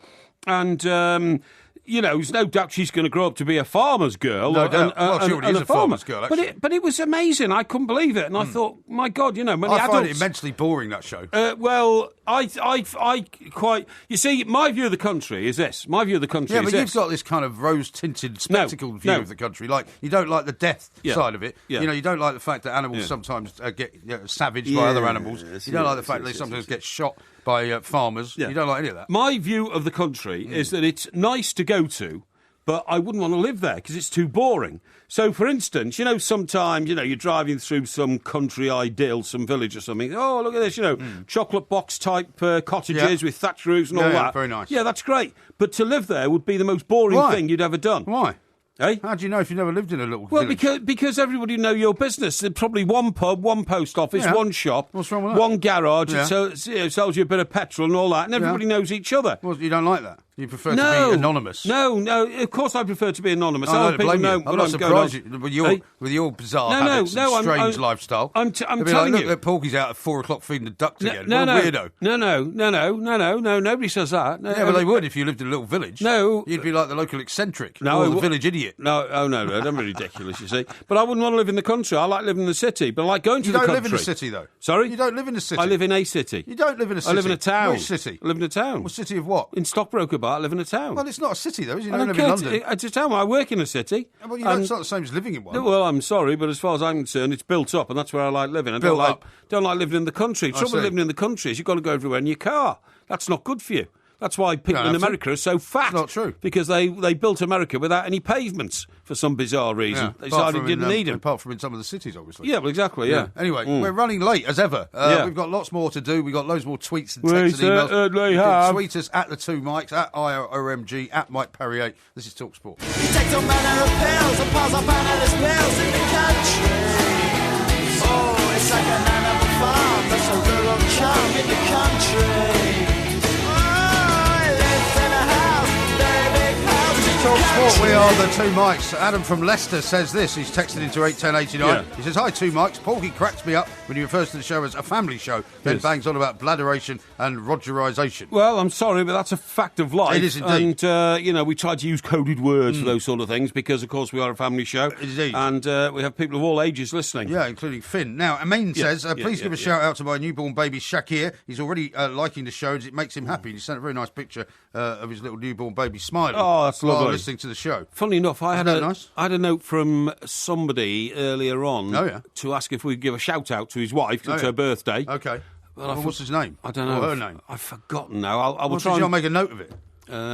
Well, I just saw it on my information device, and I thought, how do you highlight that? I don't know how you highlight things. What I sometimes do in that situation is I email the tweet to myself, and then that way I have an email copy of it. Email a tweet? Yeah, you can do that. I don't know how to do that. Really? I'll show you. I'll have to work out I'll how to do show that. you. Now, how about this one from Pete in Bury? Right. It says, if rabbits' front teeth don't meet properly, they will continue to grow. Look up malocclusion of the jaw in rabbits. Well done, Mike, for speaking up. Thank you very much indeed. So Well, it is a very serious condition. Rabbit with 18-inch teeth. It is a very serious condition. They get all bent. Honestly, I'm not joking. They get all bent and twisted and all that. Right. And now, somebody also, just before you carry on, has sent this in from askthepolice.uk. Is it illegal to smoke whilst driving? Providing there are no children in the car, it is not an offence in itself to smoke, eat, or change the CD or radio whilst driving. But you could commit the offence of driving without due care and attention or not being in proper control of the vehicle. Yeah, but you change the radio station. It's the same thing. No. It is exactly the same thing. It is highly irresponsible. Some people have been pulled over for eating in their car. Exactly. Some people have been pulled over for drinking in their car. Exactly. You know, the problem is, and we're going to talk about texting and walking in a minute in New Jersey. Yes. I mean, I still see loads of people on their phones in the car with the phone to their ear. Yeah, I still see loads of people texting in the car. Do. Highly irresponsible. Your kind of ridiculous lament about what I was doing as far as smoking was concerned is way off the mark. Well, I'm sorry, it's not. It's down to the minutest detail to try and improve road safety. Now, that song... Christopher Timothy, says Mark, by the way. Christopher Timothy, that's the one. Well done. James Herriot, that's right. Yeah, well done. Thank you very much indeed. Now, that song that brought us back onto the air here. Yeah. Now, as a property investor, I get sent a lot of property journals, obviously. Is that what you call yourself? What? A property investor? Well, I am a property investor. You know, you've never owned up to that? Well, it's a fact of life. Well, you've never called yourself... Is that what you put down when they say occupation? No, I don't. Property investor. No, it's a hobby. It's a hobby. A hobby? Yes. Oh, how nice for you. You know, it's... That's lovely, isn't it? No. I'd like to have a hobby of property investment. Well, look, what are you going on about? You keep trying to tell people that, you know, I'm a slum landlord. Well, I prefer to be called a property investor, thank you. Well, do you deny that you're a slum landlord? Of course I'm not a slum landlord. You deny that you rent cheap property to students? That's not true at all. I run down old ramshackle homes? No, I have very high standards. Now, what I'm going to tell you about was this. One property I got sent was a house near Chipping Norton, which is where the Chipping Norton set live, obviously. Yes, of course, Oxfordshire. Very nice up there. And it's not cheap either. Well, I was about to tell you, David Cameron and people like our old friend Rebecca Wade. What's her name now? Not my old friend, I have to say. What's her surname? Rebecca Wade. Rebecca Wade. Brooks now. Rebecca Charlie Brooks. Yeah, Charlie Brooks. A lady who is currently head of news, is it UK now? I think it's called News, just News. News, that's right, in this country. Yeah. But anyway, that, you know, she's the flame-haired sort of... boss. Mogul, I suppose. Executive. Executive, yeah. Anyway, the point of the story is, I get sent this information, I have a look at it, it's a nice house, and it's a nice property, it's got a bit of land. Yeah. However, it's £27 million. 27 million? 27 million. Well, what, for a house? Yes. One house? Yes. Well, it must have a lot of ground. Let me have Man of the a people. look. You're not going to buy it, are you? Eh? You're not going to buy it? No, I'm not going to buy it, but it is rumoured that the Beckhams have been looking at it, right? Oh, yeah. The house is called Abbotswood. Uh-huh. Oh, is that not a famous house, Abbotswood? It's not that famous, but anyway... I feel as though I know the name. It's for sale through Knight Frank for £27 million. The estate has that rare combination, beloved of celebrities everywhere. It's in the heart of things... yet absolutely private. It's a Grade 2 listed Victorian house. Yeah. You approach it along a sweeping drive between two entrance lodges. Right. They come with the house, OK? Right. There's plenty of room to kick a ball around. It's 774 acres. Right, that's big. 774 acres, that's big. It's giant. It's massive. Yeah. You can fish with... Why don't they build some houses on all that acreage and then, you know, make it so that it's more accessible to people without 27 million quid in the bank? It's private land. Yeah, I know, but that's the problem in this country. Half the country is private land, and you can't build on it. Well, so land is not theft yet, you know. No, I'm not saying it is. Sort of I'm not saying it is. enterprise. But what do you need 700 odd acres for? Somebody who likes 700 acres and they've got 27 million, they can have it. Why can't you shave a couple of hundred off and put some, low-income housing up there? I don't know. Ask the people who own it. They might want to flog it off for a housing estate or something. Well, they could sell it for 25 million, maybe. It's their decision. Anyway, you can also take your own fishing parties and go and fish for brown trout on the River Dickler, right? Dickler. Which runs through the grounds. Yeah. Or you could go horse riding and gallop for 20 minutes before you reach the edge of your estate. No, that's super. You can go walking or cycling, OK? Yeah. It is only a mile from Stow-on-the-Wold. Yes. Which has... That's the Cotswolds, isn't it? That's the Cotswolds, which has popular boutiques, restaurants and a fish and chip shop. It's only 5 miles from the fashionable Dalesford Organic Farm. I've never heard of it. Neither have I. And it says it's 18 miles Must from... be fashionable, then. Yeah, exactly. We haven't heard of it. 18 miles from Soho Farmhouse. Soho Farmhouse? Yeah, now that is the... Is that the Soho House exactly, sort of country version? That is the country version of Soho House, which is in Soho in London. I went to a wedding once in Nottinghamshire, right? Yes. Just outside of Nottingham. Yes. And stayed in this very chic kind of, boutique hotel. Yeah, in Nottingham? No, it was outside in the country, right? Oh, right. But the problem was, because it was in the country, it was surrounded by fields. Right. And apparently the farmer... Usually do find a few fields in the country. Yeah, very good. Yeah, well, thank you very much for your sort of insidious, hints there. But what happened was, apparently the guy who was the farmer hated the idea that people were always coming out from London and stuff and staying in this hotel. So he used to muck spread, basically, every weekend. It's disgusting. So that there was a stench, the like of which, you couldn't get rid of. Yeah. And it was in all the rooms. Yeah. You couldn't, no matter if you could shut all the windows. He did it deliberately. God, should have been arrested people who rang the spreading filth. The people who ran the hotel said that he did it religiously every single Friday. Right. Because he knew that there'd be loads of people coming to stay at the hotel at the weekend, so they'd never come back. Yeah. And I've never been back. Really? Yeah. For that reason? Yeah, it was a bit of a bad wedding, actually. Dear me, it was one of I could tell you a good story about it. Anyway, the estate... You're obviously not interested. I am very interested, thank you, yes. The estate is within the Cotswolds Golden Triangle, which is a sought-after... Triangle? Yeah, Cotswolds Golden Triangle, which is a sought-after area between Chipping Norton, Burford and Stow-on-the-Wold, which is home to the Chipping Norton set of celebrities and politicians, OK? Yes. Why are you being targeted by this kind of mailing? They must think that you've got quite a portfolio if they think you're interested in paying 27 million for a place. Oh, no. I think it's just general property I get sent. Right, it's got 10 bedrooms. So the main house is the 10-bedroom Stone Manor house. It's got a panelled library, 2 formal reception rooms, and the main house was built in 1862. Yeah. Although an older house, thought to have dated from 1669, previously stood in the grounds. Records suggest that Richard, the Earl of Cornwall, who was the second son of King John and the younger brother of King Henry III... King Henry III? Yeah. I'm not too familiar with King Henry III. No, I'm not, actually, to be honest. Created the park when he bought the manor of Lower Swell, which is now the village half a mile down the road, in the mid-13th century. Right. So, you say it's very interesting. So why are you telling me all this? Well, I think it's just such a fantastic house. You've got to remember that... was it built by Sir Edwin Lutyens? No, I don't think it was, actually. Yeah. No, it wasn't. Sir Edward Lutyens built the ambassador's residence in Washington, D.C., where I have stayed, by the way. Lutyens, it's called, isn't it? Lutyens. Isn't it Lutyens? Lutyens. Are you sure? Yeah. Listen, in addition to the house, get this. You get 13 farmhouses. Yeah. So there's 13 farms on the estate, right? And cottages. Presumably, would you think that a place like that is a going concern, like as a business? It must be. Farm-wise. Well, you must rent them out. So you'd have to know, but you'd have to have a farm manager and all of that. No, I imagine each farm's got a tenant in it, isn't it, managing the land? Well, that's what I'm saying, because you couldn't just leave it Anyway, what I'm saying is, that's the stuff of dreams, isn't it? 27 million quid. No, and yet... No, it's not the stuff of dreams at all. And yet...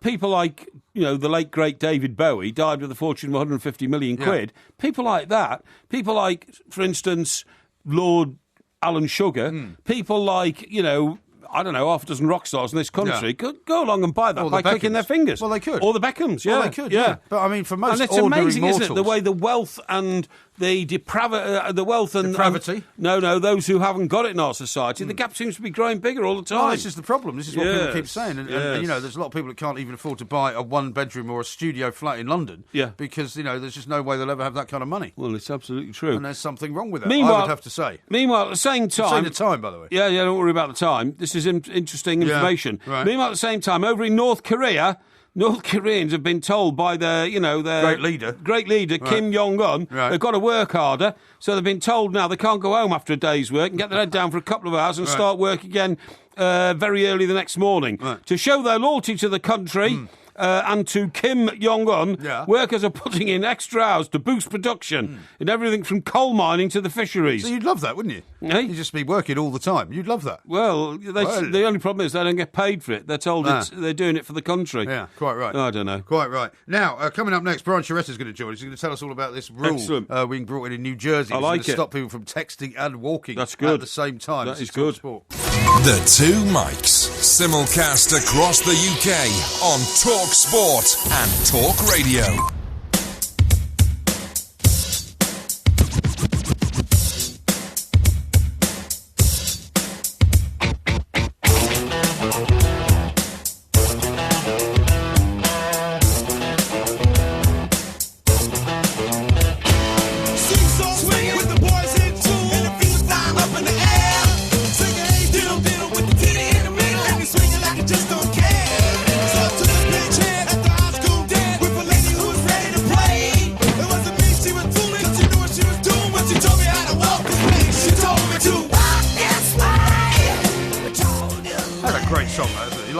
Who's that? It's Run DMC and Aerosmith together. Well, Run DMC and Aerosmith. It was a sort of mixture of rock and rap. Is it? Rock and rap? Quite a few years old now, I imagine. Okay, not bad. You not like bad. it? No? It's not bad. Yeah, I like a bit of beat in my my music, definitely. That's good to hear. Right, now, Brian Chiretta is a man we've spoken to many times about what's been going on with FIFA and all the rest of it. I'm delighted to say we're not going to talk about FIFA tonight. Instead, we're going to be talking about his home state in New Jersey. Exactly. Who are going to be introducing this law. They want to, anyway. Brilliant. To make it illegal to walk and text at the same time. That's good. Brian, a very good morning to you. Welcome to the show. Good morning, Mike. Mike, how you guys doing? Whereabouts in Jersey do you live, Brian? I live just outside Morristown in a town called Basking Ridge. Oh, okay. I know Morristown. It's quite a nice part of the world. I thought you might have been in sort of Hoboken or somewhere like that. So, how seriously? I gotta get at least 35 miles away from New York. No, absolutely right. Now, how serious are they about this, and why suddenly is it such a problem in New Jersey? I mean, are there so many people walking around texting and falling into each other? Yeah, I mean, they did a couple studies here, and they found out that injuries are on the rise, whether people walk out onto the street when they're not paying attention to crosswalks, or they're walking into poles and falling in the cracks and holes, not watching where they're going. And I guess, New Jersey always has the reputation of passing a law just because they're bored and they have nothing else to do, so they're... that's how it earns the nickname sometimes of the People's Republic of New Jersey. Yeah. I mean, what happened to the land of the free? You know what? I mean, I think it's the land. I miss those days sometimes. It's like, look, I understand it's a problem. I understand people can get injured. But, at some point, people have to take responsibility for their own lives. If you fall down once when you're texting and walking, don't do it again. It's like, look, texting and driving is bad. That's against the law because you're going to hurt other people. But this is more or less you're going to hurt yourself. And, at some point, you gotta have responsibility for your own actions.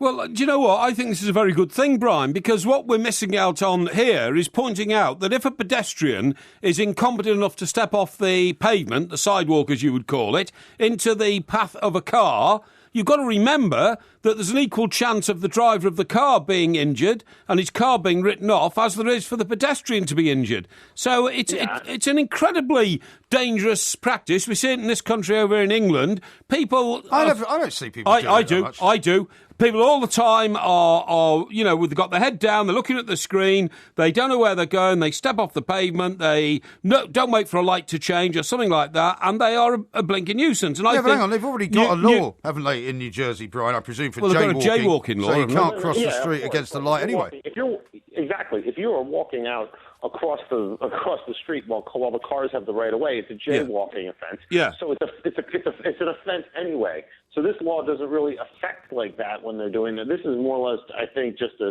stop people from, I think it's almost more rudeness, like you bump into someone else, another pedestrian and stuff like that too. Then you also have to ask you a question about the nature of the enforcement here. Now, they want to make it so that it turns out to be like it's jaywalking offenses and you get a ticket. But then to enforce this it becomes like a police state everywhere too, and I don't think anyone wants that. I mean, you have cameras everywhere. You have to have police here just handing out tickets to people just walking.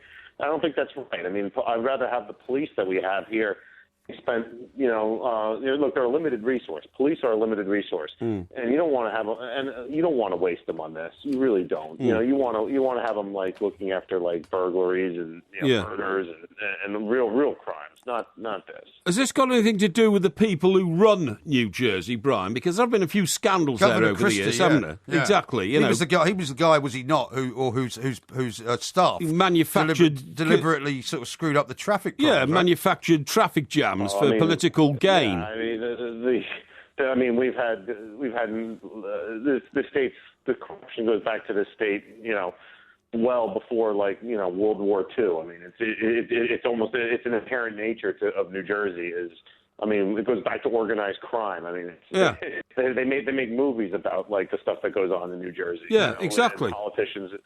So, but look, I sometimes think that they want to, politicians sometimes like to pass laws because then all of a sudden they're, people who introduce these laws, their name gets in the headline. They make it seem like they're doing something too. And then you also understand with every law, there's the law of unintended consequences, which means that for everything you're trying to stop, it creates like 10 new problems too. And one of them, which I just mentioned, was the police state. Right. So it's like, it's never good. And that's one of the reasons why I think the state is in so much trouble. You've had like billions and billions and billions of dollars of wealth just left the state because they don't like being here anymore. Right. They moved to places like South Carolina and Florida. Yeah. The thing that I find amazing, Brian, is, and I know this is the same penalty as jaywalking technically, but the penalty involves possibly a fine of up to as much as $50, which is all right, but then or 15 days imprisonment. Yeah. Oh, it's ridiculous. No, you become a public nuisance. There's always a max.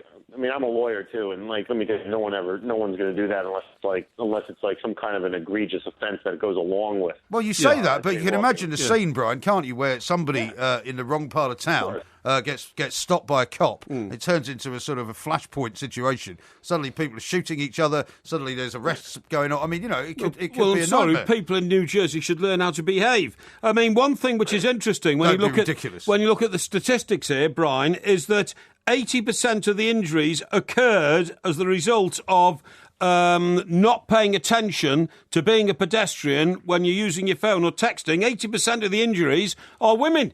So this is clearly a situation in which, women are walking around, not paying attention, bumping into what we call lampposts, bumping into walls, causing themselves injuries, putting pressure on the public purse for that injury to be treated. Of course it's got to be stopped. That'd be ridiculous. Well, you know what? I agree with you. It should stop. But I think a lot of people, it's like how you teach a kid. They make a mistake, they hurt themselves, and they don't do it again. Yeah.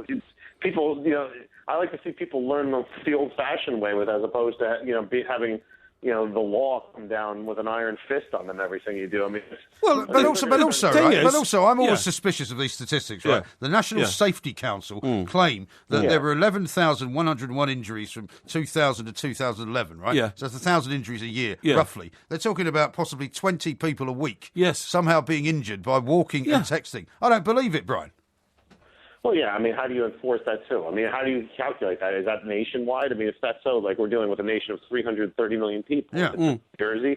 Even if it's just New Jersey, it's not that many people. I mean, statistics sound awesome, but until you put it in hang on. If you're one of those people who's walking into a wall when you're not paying attention... Well, then you're an idiot. You're an idiot. Hang on. Local hospitals now overwhelmed with people who have dislocations, fractures, sprains, strains, concussion or contusions, i.e. big cuts in the head because they're walking into things. I've never heard of I know plenty of doctors. I've never heard anyone complain that there's a national epidemic. Yeah, there's a line going round the block of people who've walked into a wall. I mean, it's rubbish. It's clearly going on and it needs to be stopped because it just puts tremendous pressure on the public purse. Somebody's got to pay for these guys. A lot of them will be, sort of fruitcakes who aren't responsible for their own lives and therefore probably don't have the means, the wealth to be able to pay for their own injuries. Hang on. Well, when is this likely, if it is going to come into force, when is it likely? Because we might be over in that part of the world at some point in the next 12 months. When's it going to be happening? Hey, well, if you guys are over, hopefully you stop by. But in New Jersey. But look, it's the thing is, she's just introducing it. It has to get passed by the state assembly, then it has to get signed by the governor. So. I don't think any of those things are going to be, if knowing the governor the way he is, that's going to be tough for him to sign. But I don't know. I think this is the kind of thing where the public's going to kind of laugh at it for a while too. Maybe it'll get, maybe its third attempt it'll happen many years from now. But I still think the fact that it was introduced got all these headlines. I don't think. Well, I'm just delighted, Brian, that once again the United States of America, the home of the free, the land of the brave, is going. The land of the free and the home of the brave. Exactly, the land of the free and the home of the brave is leading the way in personal responsibility behaviour. That's what I'm glad about. Brian, listen, we've got to leave it there. Thank you very much. How can you possibly say it's the land of the free if they're bringing in these kind of ludicrous, attacks on personal freedom? Well, it's the land of the free because what they're saying is do not abuse the freedom that we have battled so hard over 300 years to create in this country. I didn't battle, because here's the by thing. By causing other people problems. Because here's what will happen, right, as it does here, and you're always raving on about the terrible kind of motorism of the motorists and how they're being victimised by the police and various county councils and all the rest of it. What you'll find is they'll put a bunch of cameras up in New Jersey and they'll start filming people and they'll start sending you, fines through the post on the grounds that you were caught on your phone texting while walking. If you're a public nuisance, then I'm afraid there's got to be reasons for you to desist in your behaviour. It's as simple as that. No, rubbish. Okay? Absolutely rubbish. I had no idea you were such a kind of, anti-freedom campaigner. No, I'm not anti-freedom at all. What I am is I don't want to be saddled with somebody else's bill for their irresponsible behaviour. Well, don't worry. And I would be if I lived in New Jersey. No, you wouldn't. Simple as that. No, you wouldn't, because in America, everybody pays for their own health care. That's the part of the problem. This is Talk Sport. Loads more coming up.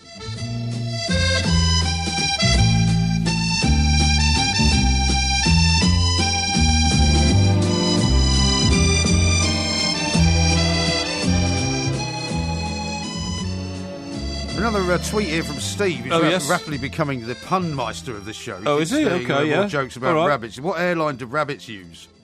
Bunny Airways. Not bad. British Airways. British Airways. Oh, I see. But the hare is not a rabbit, is it? So not. Stretching that one. Okay. What does that music remind you of? Well, it's the music from Hello, Hello, isn't it? Yeah, and who was the most glamorous actress in that? Well, do you know, that was one of those shows that completely passed me by. I don't think I've ever watched it, because I was in America when it was on. Oh, I thought it was great. And so it's not something I'm really that familiar with. Obviously I know what it was about. Sure. I think Gordon Kay was the lead guy. Was he? He was the guy who ran the wine bar around which everything was centred. But the sexy and glamorous woman in that was Vicky Michelle. Okay. And I've got a signed picture at home from Vicky Michelle. A signed picture? Yes, I have, Where'd you get that from? I went to some do once as she was at, and I told her how much I admired her. Where'd you get the picture from? You just walk around with a picture of something? No, somebody sent it me. Somebody sent it me, honestly, after... What, you mean she didn't sign it for you? Yeah, it was signed to my, best wishes, Vicky Michelle. I've got it at home. But, what I'm saying is, did you have the picture and then you put it in front of her and say, can you sign it? No. Not at all. So she didn't sign it that night? No, I went to her agent and said, look, I'd love to have you got a picture? You went to her agent? Yes, I did. And asked for a signed picture? Well, her agent was at the same do that I was at. It was a variety club of Great Britain do. Right. And I happened to So he happened to have a couple with him? It was a she, the agent. Oh, a she. Right. And I said, oh, hello. And they said, yeah. Hello, did you say? I just said, well, I didn't actually. No, that would have been too corny, wouldn't it? But I said, I'd love to.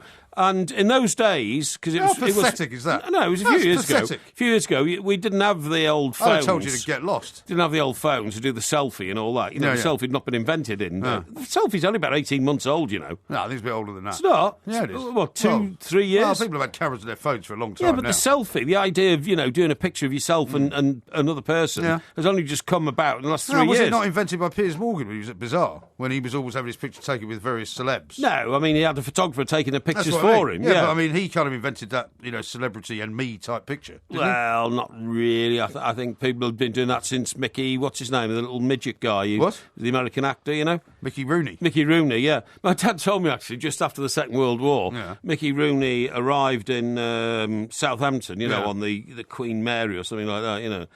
Dad remembers reading that, as Mickey Rooney, this 5'1" guy, in this long fur coat and all that got off the boat, all the journalists, people like you and I in the 1940s, early 1950s, hey Mickey, how's things in Hollywood? Mickey Rooney replied, I am Hollywood, and just walked off. That's the sort of thing you would say, actually. That's the sort of thing you would say. I wouldn't say it, but anyway, point of the story is... what is it?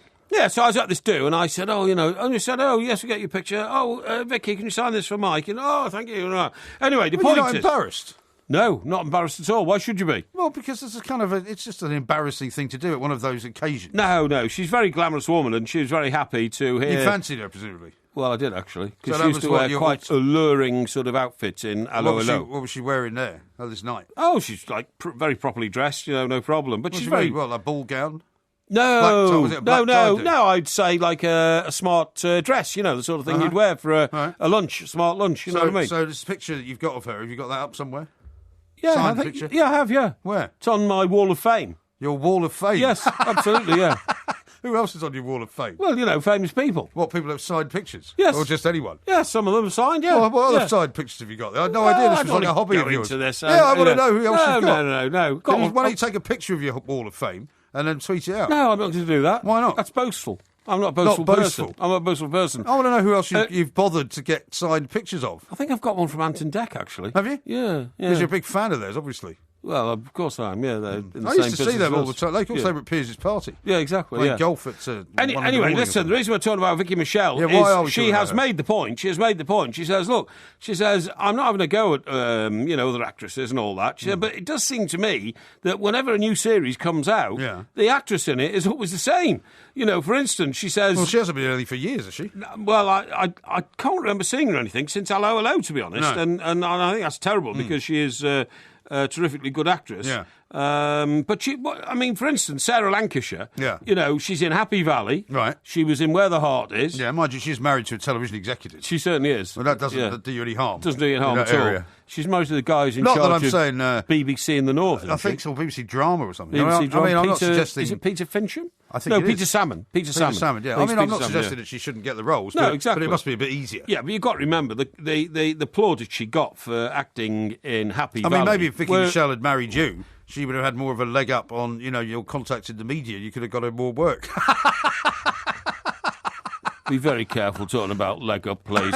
It's a family show. It's a family show. Yeah. Anyway, I mean, Sarah Lancashire was given such fantastic plaudits and ovations for her role in Happy Valley. Yes. Nobody can doubt that she was the right woman for the job, and she's a terrifically talented actress. But she was in Happy Valley, Where the Heart Is, Last Tango in Halifax, to make another series of. Oh, yeah. Fine, that's no problem. Catherine Kelly.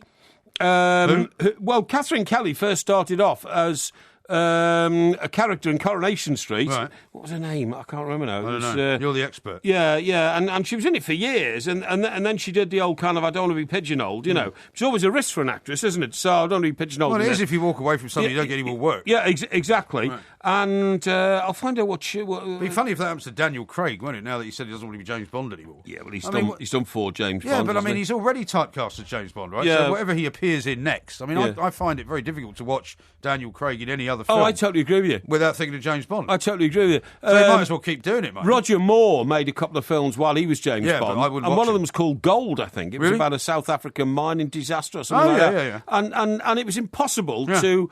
You thought, hang on, I'm watching a James Bond film here, or although not? he did Wild Geese, didn't he, which I thought was very good. Did Wild Geese, that's true, yeah. But anyway, look, what I'm saying is Catherine Kelly, who was... What was her name? Becky. She was Becky in Coronation Street, right? Bit of a sort of down-and-out trollop. Right. She's been... Down-and-out trollop? Yes, she was, nice. Yes, she was, honestly. That's the role she played. Well, like a homeless woman.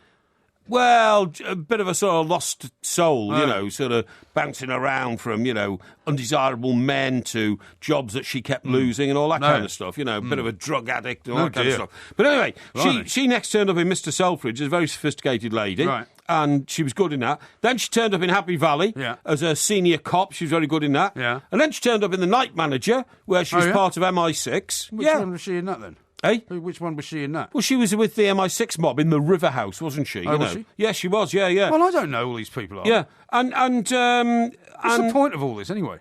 Well, what's the point? The point is, I've told you that Vicky Michelle is saying, how come the same actresses always appear in, production after production, series after series? You might as well ask the question about all those quiz shows on Olivia TV. Colman, Broadchurch, right? Right. In which she was outstanding. I don't think she was. She was a major player in The Night Manager. Yeah, but do you know what? Remember I asked you the question last week? I bet you any money that in the original Le Carre book, her character was a man. Yes. Guess what? What? He was a man. How do you know? Because it was confirmed to me by... There's nothing wrong with changing the sex of the well, some of the main players. Because I said there's did you just say you didn't think she was very good in Broadchurch? No, I didn't, no. Why? I don't like her. I Why? don't think she's very good at all. Why? I just don't like her. Why? I just don't think she's convincing. I mean, I'm not convinced, as I wouldn't have been before, but now knowing that Le Carre's character was changed, Le Carre would not have written a part for a pregnant woman running a spy network. It just wouldn't happen. Yeah, well, I mean, that's modern. That's but it's not. It's changing the way it's all being done. Did you know John Le Carre appeared in The Night Manager? No. He did. Did he? Do you remember the scene where Corky, the little midget guy, got bladderated in the restaurant? In the restaurant, and started saying, was he the guy at the other table? He was a diner at the other table. Guy, that's right. That's right. Our man went to apologise. That's right, absolutely. Oh, well, I don't know if he was the man he went to apologise to. It said, I picked up on it, it said he had a cameo role. Yeah. So I'm not sure he had a speaking role, right. but he was one of the guests in the restaurant when that happened. Okay. Yeah, is that interesting? It's John Le Carre himself. But you've gone a very long way round Incredible. to tell me Incredible. something that I already didn't know that I wanted to know. Incredible. Yeah, all right. Keep the faith. This is Talk Sport.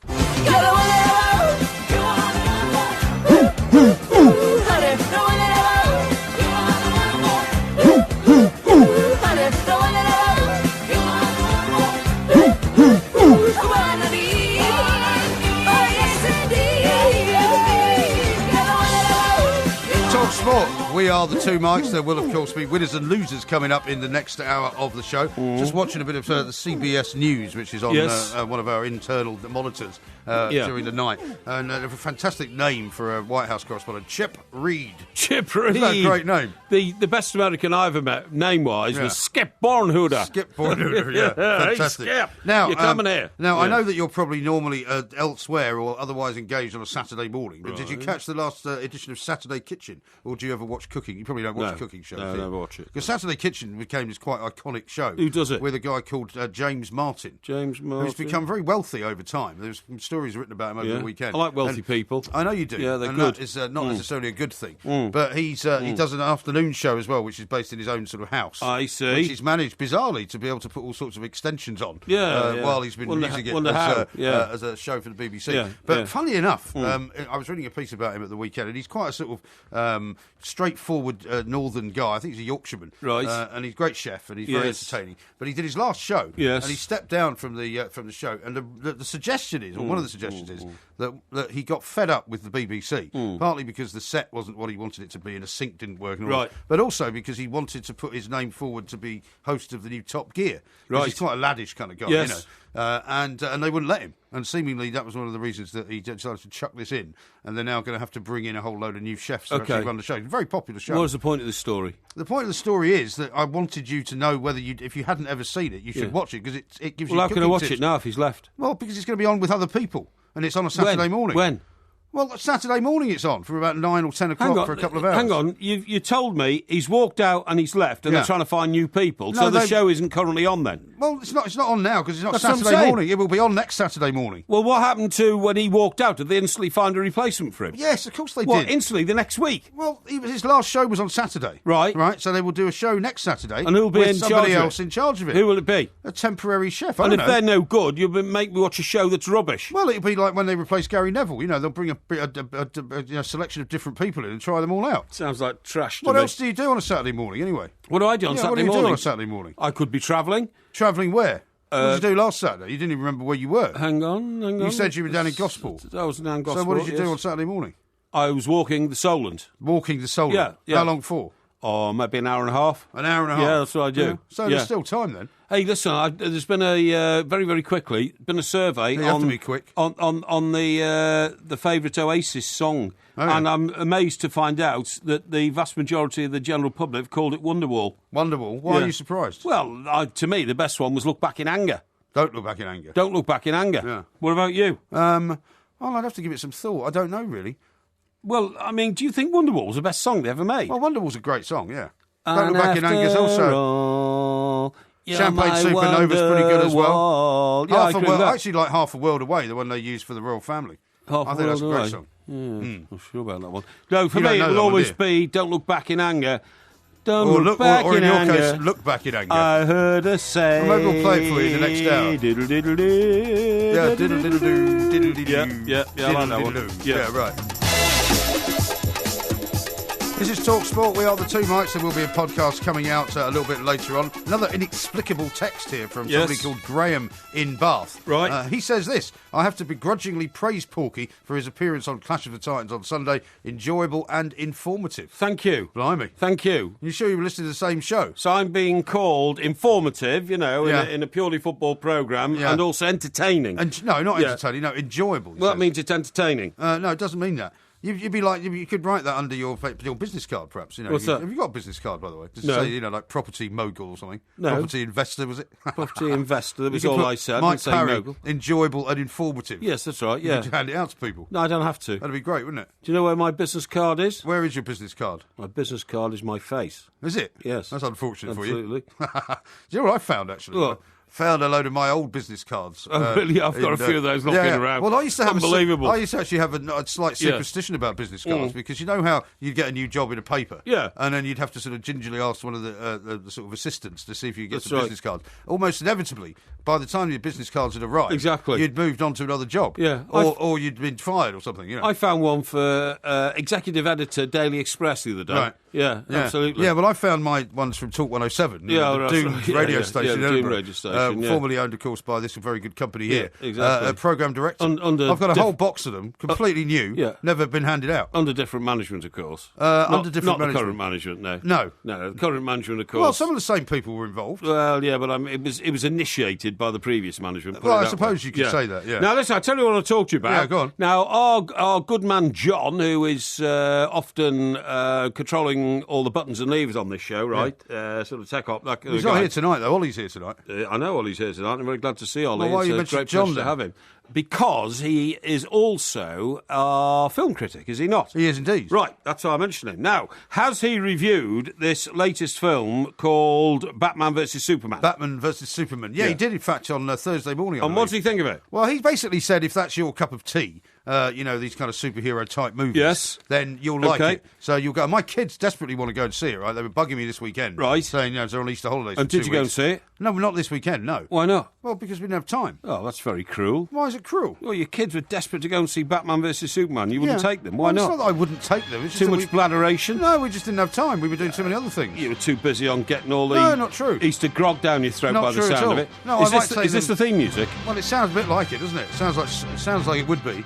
Superman-ish. It's more Superman. Oh, the Superman, yeah, It's that's more true, Superman than Batman. Yeah, okay, that's fine. But you know what he did say? He said it's What? very... And one of the reasons, actually, I'm slightly reluctant. I might try and get their mother to take them. Yes. Apparently it's very long. Well, it's about 2.5 hours long. Now, you know our good friend Brian Viner, who, of course, is a film critic for came Daily to see Mail. us up at the Lowry. Came to see us up at the Manchester. Lowry. Is he going to come to the show at the Dance House? I don't think it'll be at the Dance House. I think it'll be going to be at Dingwalls in London. Oh, will he? Okay. Which is in June. That's in isn't it? June, yeah. Yeah, that's right. Yeah, so we'll start telling people about that as well. By the way, some very good feedback from Manchester. Yes. The Dance House is a week next Saturday night. Is it that close? Week next Saturday. Going up there. It's a big weekend in Manchester. The marathon's on. It's the Grand National in Liverpool, of course, the same afternoon. Big weekend in Manchester. The Grand National's on. But they've put a couple of rows more seats in at the back of the auditorium. Why? Because of demand for tickets. So if you want to go and see us at the Dance House, folks, get busy on the old ticket line. Yeah, right. Where do they find that? Well, they can find it on the twomics.co.uk. Right. Or on our Facebook page, of course. Of course you can. And also, I pinned it to the top of my tweets. Oh, yes, that's right, yeah. So you can find it there as well. So it's but it'll be a great night of bladderation. We'd love to see you. So if you want to come why along, you say that, please as do. if you're encouraging people to drink beforehand. Well, I people to be happy. Anyway, the point of my story on this What's one the is... story with the bar, by the way? Will there be a late bar? Oh, yes. Are you sure? Yes, I'm sure. I'm certain, yes. They're not going to suddenly turn around and say the bar's closed. No. I spoke to the promoters. It's fine. Yeah. Right. Now, Brian gives this, and this is a very, very rare occasion. He gives it 1 star out of 5. Really? He says So he doesn't like it. He says overblown, and the point you've just made, overlong. Okay. He says the highlight of what he says, not the highlight, the low point of what he says. Yeah. It's costly, witless, and very noisy. Batman vs Superman doesn't deserve rescuing. Here for once is a movie that lives up to its billing. Batman vs Superman has been energetically promoted as an epic superhero journey like no other. And I can tell you, it's quite true. For unlike most other recent superhero films, certainly those from the Marvel stable, it is incoherent, tedious, and largely devoid of wit. It is also thunderously loud, which goes with the territory, but there are times when I don't mind sacrificing my eardrums and times when I do. After 2.5 hours, how about that, Mike? Sitting there for 2.5 2.5 hours. Well, that's what I said. It's 2.5 hours. I'm not really sure I want to fancy The superpower I most craved myself was an ability to doze through explosions. From start to finish, Zack Snyder's film judders with its own self-importance, putting up allusions to God, the 9/11 attacks, and the spectre of nuclear holocaust, as though we're meant... Nuclear holocaust? Holocaust. Yeah. As if we're meant to take any of this stuff seriously. And then he goes on to say, he just doesn't rate it at all. Now, that's all very well, except that I'm certain I heard in an American broadcast last night, it's heading towards a record opening box office weekend. Well, it will be. I mean, because it's one of these movies that everybody will go and see because it's the sort of the big movie of the week. Sure. And that's the thing. I mean, and quite often critics are a little bit sort of, shall we say, dismissive of mega hits because, for them, it's all about a commercial exercise. And it's not necessarily anything, to praise artistically. Yes, absolutely. Who are the big actors in it then? Well, isn't Ben Affleck one of them? Ben Affleck? Oh, it is, yeah. Because when he got the role of Batman, did he not get all sorts of abuse from Batman fans who said, you'll be absolutely rubbish? You're too handsome and all that kind of stuff. Well, it's not that. He's wearing a mask, isn't he? It doesn't matter. I mean, George Clooney was Batman. No, Batman, yeah, Batman. I thought you meant Superman. No, Batman, I said Batman. Right, let's have a look here. It says Henry Cavill's Man of Steel and Ben Affleck's Caped Crusader. Yeah. So it's somebody called Henry Cavill. Yeah, I don't know. Never heard of him? No, I've never heard of him. No. He's Superman. Uh-huh. And Ben Affleck is Batman. Affleck.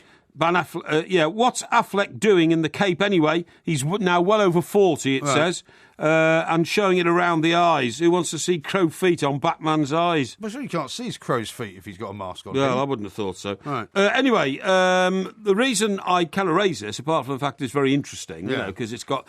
by the way, Brian's is not the only bad review. I looked at some over the weekend and there's terrible reviews. Really? And yet it's going to be a film. But what I came across in one of my journals was the history of the Superman comics. Oh, yeah.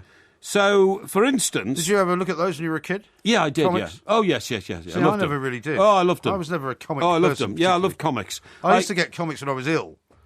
My mother would always bring me, like, a couple of comics when I was sick. I would read The Hornet. The Hornet, no. Religiously. No.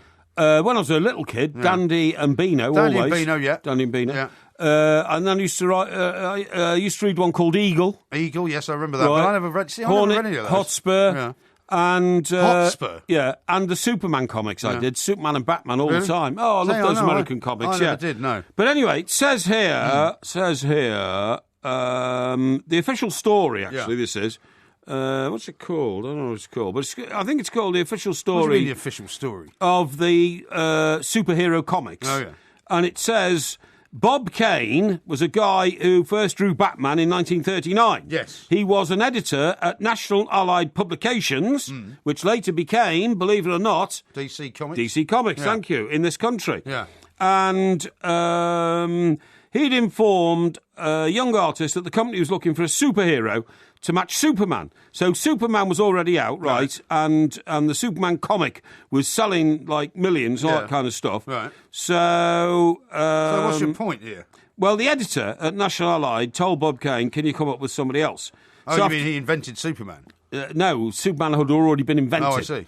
So after a weekend at his drawing board at home, this guy, Bob Kane... produced a sketch that he took back into the editor and captioned it The Batman. Okay. Kane dashed sketch in hand to the apartment of a writer named Bill Finger. That's a strange Bill name. Finger? Bill Finger, seriously, who he had befriended the year before. Right. Finger had some ideas, so he Finger had some ideas. That's right, Finger. Yeah. So what happened was... I only had 5 people like you. Yeah, exactly. So he said, give me these drawings, leave them with me. So he suggested the character should live up to his sinister name. Yeah. Shades of black and grey would be much more fitting than the red uniform. Well, that's why when they did the original kind of Batman movies, they said it was much more true to the original comic. That's right. It wasn't such a comic caper. No, they did. It was all a bit dark. An angular cowl with white lidless slits for the eyes. This was in the original. Cowl. Oh, Cowl? Yeah, like Cowl. Simon Cowell. Yeah, that's right. Would be particularly horrifying to his criminal prey. And what about topping it and him with a pair of bat-like ears? This is how The Dark Knight was born. Yeah. He was originally called The Dark Knight. That's right. Which didn't really come into that was the Heath Ledger one, wasn't it? That didn't come into the lexicon of Batman until like a few years ago, did it? Yeah.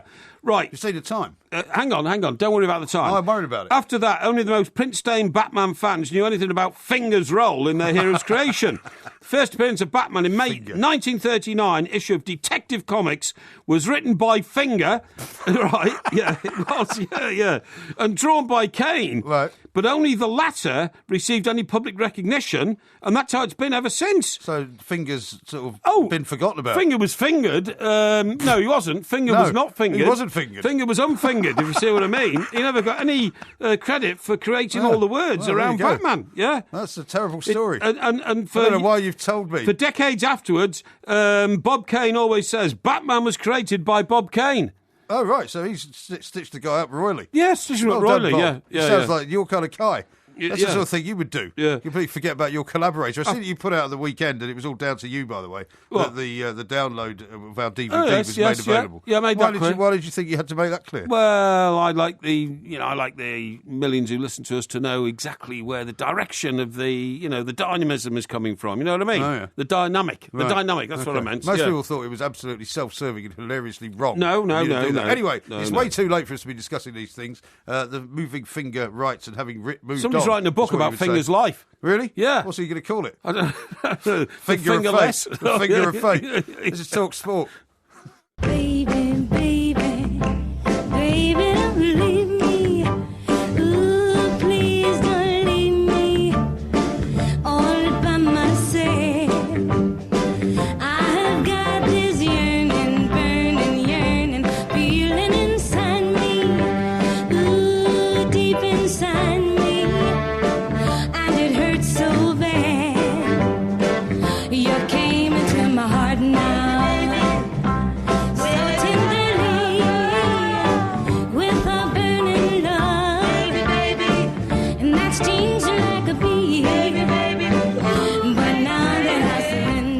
Talk Sport, we are the two Mikes. Winners and losers coming up very, very shortly. So get you ready to have your fingers on the button because there'll be time to vote, of course, in about probably half an hour from now. Also, voting, of course, will be open until midnight, as per usual. Indeed. And we'd like to urge as many people as possible to vote as fairly as possible. Absolutely. Using, please, only one account. I think that would be the way to go. Absolutely. Yeah. Don't vote often, in other words. Now, have you seen the New Day today? Our favourite paper. New Day. They've got, their masthead underneath it says, "Life is short, let's live it well." Yeah, no. It's not very cheery, is it? No. No, it's not that short. No, it makes out like we're all getting terminal disease and dying when we're 40 and all that kind of stuff. It says, "Young Guns" is the headline. Yeah. Each week, 9 children are arrested for firearms offences, some are aged just 10. So how can we protect our young guns? Well, I mean, first of all, that's a bit misleading, isn't it? I mean, you don't know what they've been arrested for. When you get to that story, you've just pointed out a fact that they put in here. They say that a load of children, 50 children under 10, including one 5-year-old, have been granted shotgun licence in the past 5 years.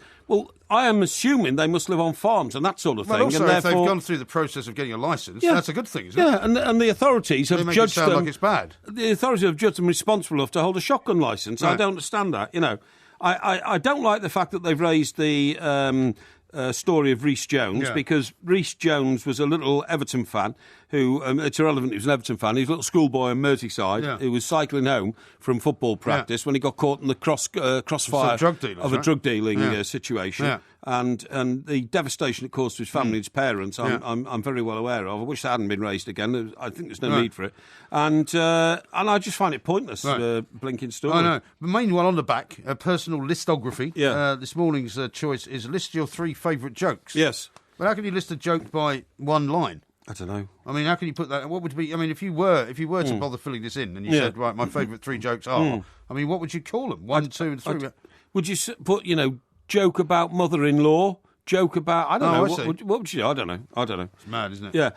You see in the Smallings, by the way, they listed somebody on Twitter, a bit of a wit, took this personal listography and name your 3 favourite characteristics or something. Oh, this was our listener Alex, wasn't it? He's the guy. He's the guy who wants to be the goalkeeper in our football for penalty shootout. And I think he do that, by the way. I think he listed bladderation, Rogerisation, and what was the third one? Just you, I think, wasn't it? Oh, was it? Just you. It was all about you. Was it all about me? It was all about you. I didn't know that. Your 3 favourite subjects: polarisation, Rogerisation, and you. Oh, I see. Your 3 favourite subjects. By the way, talking about long movies, right? Yes. I decided to let my daughter, for the first time, see Apocalypse Now. Oh, yes. At the weekend. Yes. But what I didn't realise, to be honest, is because I don't think I've ever watched it all the way through since I've actually had the DVD. Yeah. Which is Apocalypse Now Redux version.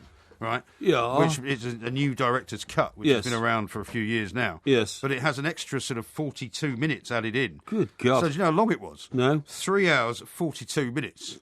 Good God. We were sitting there. World's longest ever film. Sitting there. Oh, I think it was What was Friday the original? night. 3 hours? Well, the original was not far short of 3 hours. Yeah. Oh, that's terrible. But they put in this whole section of, and I think the bit that I didn't remember from the original movie was this whole section of where they as they're going up the river looking for Colonel Kurtz, they fall upon this kind of French enclave of people. Yeah. But the French scene goes on for about half an hour where they're all sitting around the table talking. Absolutely dreadful. Amazingly, she not only stayed awake, but actually watched the whole thing till the end. But what was the verdict? She loved it. She thought it was great. Yeah. But 3 hours, 42 minutes. That's very long. Now, you know why I played Motown there? No. You know, I get sent loads of books and all that, my journals and all that kind of stuff. Have you had a book about Motown? I've had Motown, The Sound of Young America, the original story about Motown. It's utterly fascinating. Berry Gordy and all that. Do you realise where it all started? Berry Gordy was a car assembly worker. Was he? In Detroit. Yeah, the Motor City. Motor City was Detroit. I mean, that's where those huge buildings, General Motors, Ford, Chrysler, were all over there. And if you didn't work in the motor industry, you didn't work anywhere in those days. It's since then, of course, become utterly devastating, isn't it? No, I haven't. No. I used to go there. I mean, not a lot, but I went there 3 or 4 times. Stories, Yeah. It's quite a fascinating place. It's run down a bit now. Well, it is, I mean, it's like a lot of inner cities of America. That's right, very, very poor.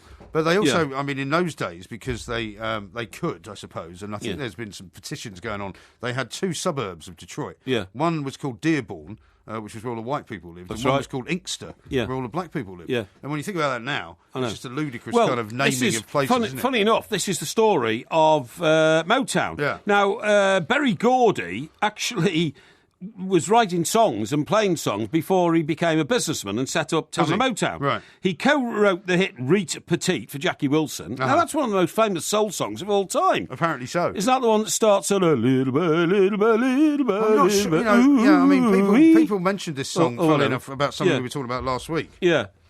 And anyway, so he co-wrote that, right? Then he wrote another one called You Got What It Takes for Marv Johnson. I've never heard of him, actually, but I'm sure he's very famous.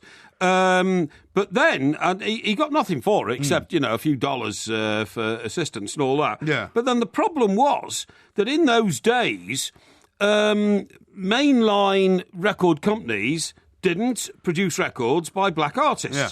Gordy knew that for real success, he had to get his records played by white DJs for a white audience as well as a black one. Yeah. The problem was in those days, Gordy's going to stop by. Oh yeah, your colour dictated which radio stations would play your record. Isn't that amazing? Yes. And such prejudice did not apply only in the southern US states where racism was institutionalised. It was all over America. Yeah. Well, one of the reasons Motown was so successful is because it was taken up so much more in Britain by everyone. Well, and, white kids were hearing Motown and loving it. I'm about to tell you, in the early 60s, even in the northern city of Detroit, Michigan, a young black man called Berry Gordy would have to call ahead to a new restaurant to inquire as to whether it served coloured people. Yeah. That was in the early 60s. It's amazing, isn't it? Can you believe that? It's amazing to think that that's how recent that kind of stuff is going on. In our lifetime. Yeah. In our lifetime. Well, I told you my ex-wife used to talk about driving to Florida when she was a kid. Yeah. And they would get below the Mason-Dixon line in places like Virginia. That's right. And further south. And where they stopped for, to buy something, there would be separate white entrances. And black, yeah. There'd be separate water fountains, separate toilets. Unbelievable. It's just incredible. Unbelievable. But anyway, do you know what made it? So Berry Gordy then decided, believe it or not, he had to get his record played by white DJs. So he streamlined his company like a car production line. Yeah. He had 2 teams of workers. The songwriters, the singers, the musicians were all black because they had the soul within them and all that kind of stuff. But all his production people, promotion, distribution, were all white. Yes. Because when they went out into the wider world to try and sell these records, they had to have a front that was white, amazingly enough. Yeah. But anyway, do you know where they got their break? Where? A new up-and-coming band in England called The Beatles needed a few extra tracks to... see, we've got all the way through the show and you haven't mentioned them once. No, to fill up one of their first LPs, and the Beatles covered 3 of their records. One of them was You've Really Got to Hold On Me. The second one was Money, That's What I Want, That's What... And third one was Please, Mr. Postman. Okay. And they were three Motown tracks. And that was very early in their career, presumably. It was this... Was that Please, Please Me? That must have been their first LP, I should think, yeah. I must admit, I don't know exactly, but I'll have to check that. I'm assuming. But so that... Then people said, where did those records come from? You know, people said... So then, to build on that, he went out and he needed glamour, so he went out and found Diana Ross and the Supremes. Right.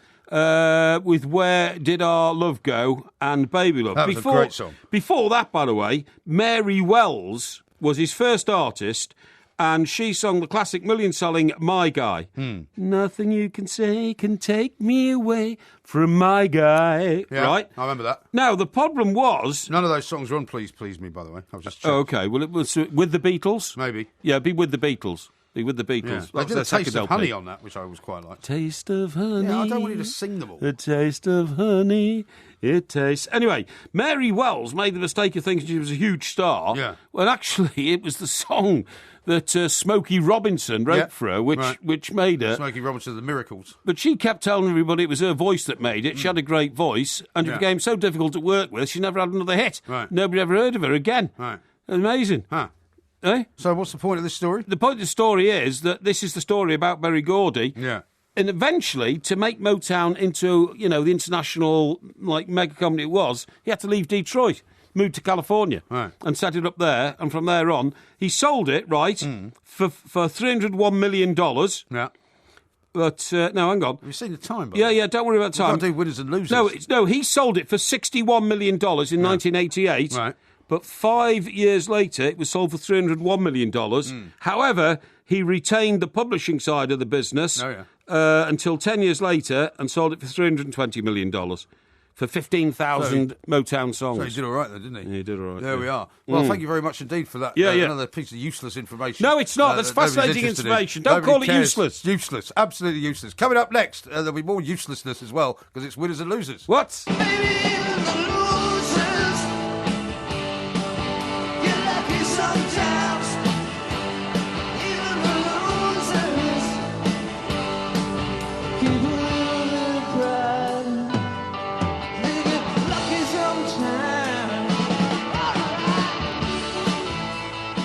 It is time, of course, of the week for that very controversial competition, very much heated and fought over very, very vociferously by Mr. Parry and myself. Yes. And we haven't agreed in advance, have we not, who's going to go first for losers and who's going to go first for winners. So what would you like to do? I'll let you choose. I'll tell you what, I'll go first with the losers then, shall I? Okay, yeah. My losers this week begin with a rugby league game, actually, last night. Between Salford and Huddersfield, where disgracefully, some of the papers have got it on the back page this morning, some of the players from Salford actually got involved in brawling with fans from their own team, right? Apparently there was a pitch invader who ran onto the pitch at Huddersfield, and the away fans were at one particular end, and a lot of the players' families were in this end. Yes. And a lot of them who were quite drunk, apparently, not the players' families, but some of the fans, started to get into an altercation with stewards. Brawling started breaking out, and suddenly the Salford players all piled in, and it was a very horrible-looking scene where kids were getting frightened and all the rest of it. Salford have now had to issue an apology, saying that they're terribly sorry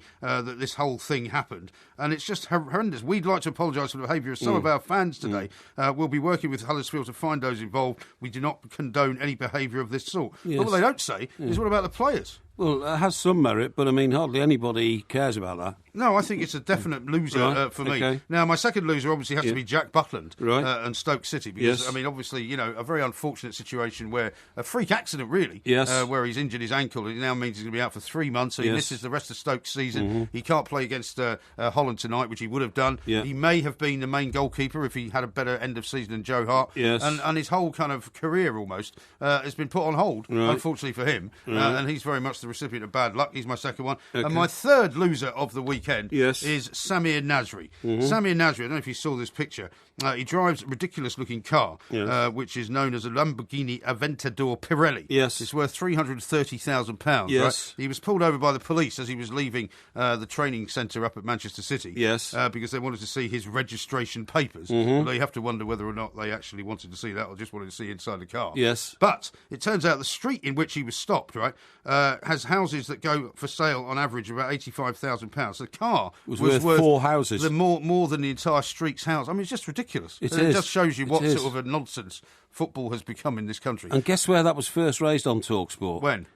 In Clash of the Titans yesterday by myself. Yes. Oh, right. Yes. Well, I wasn't able to listen, unfortunately, because I was busy washing my hair. From me, haven't you? No, I haven't. I don't listen to you on Clash of the Titans. Oh, really? No interest. Really? Okay. No. Yeah, okay. I'd rather stick pins in my ears. Okay. Anyway, so those are my 3 losers. Let's hear yours. Right, my 3 losers. Okay. Yeah. Now, can we double up on a loser? Because Jack Butland was on my list. You can if you wish. Yeah. I mean, normally what happens if I find that you've got one that I was going to use, I'll do a different one. But right, you can do the same one if you want. No, I'll do a different one. It's fair enough. I mean, Jack Butland is the obvious loser. But actually, I'm going to say that the other loser there is also a goalkeeper, and it is Joe Hart. Because Joe Hart was not involved in the classic England game, which A, has turned England's fortunes, and B, put the focus on the players who played in that game. Right. And the winner there, although I've not nominated him in my winners list, is definitely Fraser Forster. Yeah. At 6'7", he looked so commanding when he came on, when Jack Butland went off, that he was the winner. But the loser was not Jack Butland, because Jack Butland was never going to be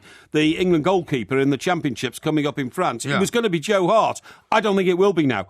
I think it'll now be Fraser Forster. Seriously. Well, Fraser Forster is named to start the game tonight as well. He is, yeah. So you've got. Well, that's because Hart's injured. You've got Jack Butland down as a loser because he is injured, right? Yeah. I'm putting Joe Hart down for the same reason. Not his fault, but he's injured due to the stupidity of Demelkelsis, remember? Demichelis, the defender. So I'm sorry, but the 2 games, the Germany game and the Holland game, mean that Joe Hart's a loser. Joe Hart's my first loser. Sorry, so who's your loser here? Joe Hart. I thought you said it was Butland. No. You said it was going to be Butland. No. Confused everybody. No, I said I'm not going to have the same one as you. You chose Butland. So you've changed it to a different goalkeeper. All I'm saying is how inventive. No, it is very inventive, because Joe Hart is the real loser for not being involved in these 2 games. I see. Because these 2 games are the focal point now of England's preparation. You've got to remember that the game tonight, the Holland game, is the last game before Roy Hodgson has to pick his squad. Yes. Okay? Yes. And so anybody who's not fit and ready, in my view, is going to be a question mark over them for the squad. So Joe Hart is the loser. Yeah. The second loser is the Cambridge women's crew in the women's boat race. The boat race? Yeah. Are you having a laugh? No, they very nearly sunk. Yes, nobody cares about the boat race. They do. They very no TalkSport listener cares about the boat race. Well, they care more about the boat race than they do about some ridiculous rugby match you were talking about last night that nobody was listening to. No. Can I tell you, it was a national spectacle on the telly. The boat nearly went under. So you watched it, did you? Of course I watched it. I watch all sporting events. Such a snob. It nearly went under, and it would have gone under had it not been for new electrical pumps fitted in the boat, right, which managed to bail out the water. No, they were in the boat, you idiot. Which managed to bail out the water, otherwise the boat would have gone under. Well, they couldn't have been that good at bailing it out. I'm telling you, they nearly went under as a result of their incompetence of keeping the boat on the surface rather than halfway under the surface. They finished 15 lengths behind. Right. The biggest defeat in the history of the women's boat race. Oh, really? So Joe Hart, my first loser. How long's the women's boat race been going? 40 years. 40? 40 years, you sure? Yeah, absolutely certain. You just made that up. No, 40 years. I don't believe you. Cambridge Women's Boat Race, the third loser, and this is obvious to me, the lottery winners from the lottery draw at the end of last week. If you got 4 numbers, you only got 15 quid. No, 5 numbers it was. 5 numbers. Yeah. You only got 15 quid. Yeah, if you got 3 numbers, that was like a week ago. No, it wasn't. It was the beginning of the week. No, it wasn't. You got 25 quid. Okay. Yeah. What do you mean it was the beginning of the week? One of your nominations was 3 weeks ago. No, it wasn't. What were your nominations again? Have you forgotten already? Samir Nasri. Sam and Nasri. Jack Butland. Sam and Nasri was last Tuesday. Sam and Nasri was last Tuesday. No, it was last Thursday. Actually. It wasn't. Yes, it was last Thursday. It was in the newspapers. But the incident happened last Tuesday. No, it happened Don't tell me what I know. No, it happened last Thursday, and it was in the newspapers over the weekend. No, rubbish. Nonsense. I saw it a long time before that. Why didn't you mention it until Sunday then? What? Why didn't you mention it till Sunday? I brought it up in conversation yesterday, amongst other things, in the Clash of the Titans, the show that they is put on for football I'm completely confused. experts. So what are your 3 losers again? My 3 losers are Joe Hart. The boat race? The Cambridge women's crew who nearly sunk in the boat race and finished 15 lengths behind. And then the lottery ticket holders who got 5 numbers but only got 15 quid, whereas the 3 number winners got 25 quid. What an anomaly. What's an anomaly? I put my selections to the house. Do you? Okay, that's what the Chancellor says. All right, shall we have the winners now? Yes. Everyone's a winner, baby, that's no lie. That's no lie. You never fail.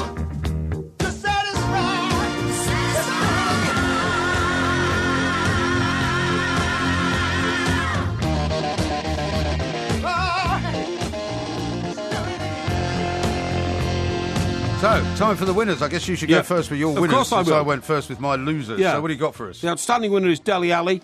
Just the most fantastic young footballer we've had at 19 years of age. He missed an open goal. Took the no, he's 3-2. We won. He missed an open goal. I don't care. He was man of the match. He was man of the match. He got very good. He got 9 with points out of 10. Yeah. If he'd have scored the goal as well, it would have been 4-2, and he would have been double man of the match. Anyway, he's the outstanding footballer. We're delighted to have him. He's going to be the future of the England football team. Outstandingly, the winner of the week for me. My second winner is Chris Eubank. Chris Eubank, through his experience and the unfortunate incident that took place between him and Michael Watson all years ago, told his son, who was fighting that night on Saturday night, stop hitting your opponent in the head. He's clearly got a very bad wound. Hit him only in the body. Do you think he said it in that sense? Yes, he did. He did, definitely. You damage him badly. The referee should be stopping the Well, he said he couldn't understand why he hadn't stopped it. He couldn't understand why. He stood by the ring and started banging on the canvas, trying to draw the referee's attention. He knows he can't influence the referee's decision, but he was trying to draw the referee's attention to the fact that the opponent, trying to think of the name's lad down, Nick Blackwell, was badly injured. Yeah. So we've got Dele Alli, we've got Chris Eubank for his magnificent ability to realise that something was going badly wrong in the fight, trying to save his son's opponent from terrible trouble. And my third winner of the week, without a shadow of a doubt, the Northern Ireland manager, Michael O'Neill, who clocked up just last night another victory for Northern Ireland, which means they've got a record-breaking 10 international games now without defeat. Outstanding record. So I think my winners are the winners of this competition. Dele Alli, Chris Eubank, Michael O'Neill. Yes. Do you know Dele Alli? Dele Alli, of course. Okay, so those are your three? Those are my three. Sticking with those? I'm sticking with those. Oh, okay. Those are not your spare ones. No. Okay. I don't have any spare ones. They are my winners. I'm going to look back, of course, at England's victory, and I'm actually going to say Spurs are the big winners, because Spurs supplied not just Dele Alli, who, by your own admission, was the man of the match. They supplied Harry Kane, who played brilliantly. They supplied Eric Dyer as well, and Danny Rose. And so I think Spurs are now the backbone of whatever England can do, if they can manage to keep Wayne Rooney out of the team and stick with the team they've got. Bit generic. I think we should be very pleased about the way that Spurs have produced these players. Well, a bit generic. Not generic at all. My second one is the Dutch footballing authorities. As you might have noticed over the weekend, Holland, who are playing us, England, tonight at Wembley and live on TalkSport, they decided to rename the Ajax Arena after Johan Cruyff. And they had a minute's applause, which I thought was very classy. And renaming the stadium in his honour, I think, is a terrific thing to do. And I'd like to tip my hat to them. Not very close to home, that one, is it? What do you mean not very close to home? Johan Cruyff was universally loved by everybody. Doesn't have much effect on people in this country. He was universally applauded by everybody. I agree. He was one of most people's footballing idols at some point or other in their life. And also they stopped in the 14th minute, did they not? Even Olivier Giroud actually had to stop celebrating his goal in order to do the applause for him. I prefer to nominate the campaign to have Bobby Moore knighted in his... well, why don't you then? Posthumously. Why didn't you? Well, because I didn't want to make, hay out of the great Bobby Moore. Anyway, go on. And my final winner, and I think this will probably clinch it for most people, is my mother.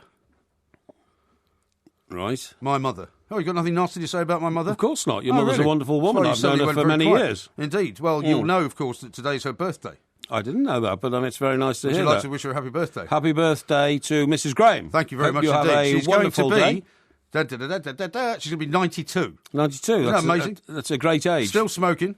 Yes. Still drinking. Right. Still swearing. Good for her. Still dressed like a fashion model. Absolutely wonderful woman. Yes. Not driving, of course, as it's been pointed out. No, she's had her licence taken away from her. Right, okay. She's too old to drive the car. Yeah. Nothing to do with drinking. But anyway, I just want to wish her a very happy birthday. I'll be speaking to her a little bit later on. Indeed. And please send my best wishes to your mother as well on her birthday. So those are my three winners. The Dutch Football Authority, Spurs, and my mother.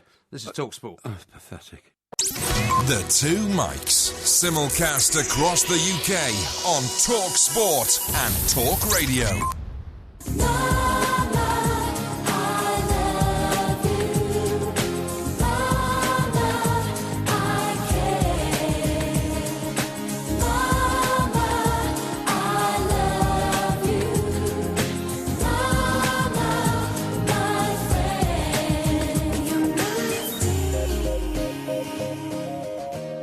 quite a nice little song for this particular day. I can't believe what you've just done, and neither can millions in our audience. You have gone... I can't make my own mother a winner for getting to the age of 92. Your mother is a great lady, and I admire her enormously. I've met her many times over the years and become a friend, I think. But to nominate your mother as a winner of the week and to try and play on the sentiment of our audience, to try and bring crocodile tears to your face. Oh, I love my mum so much.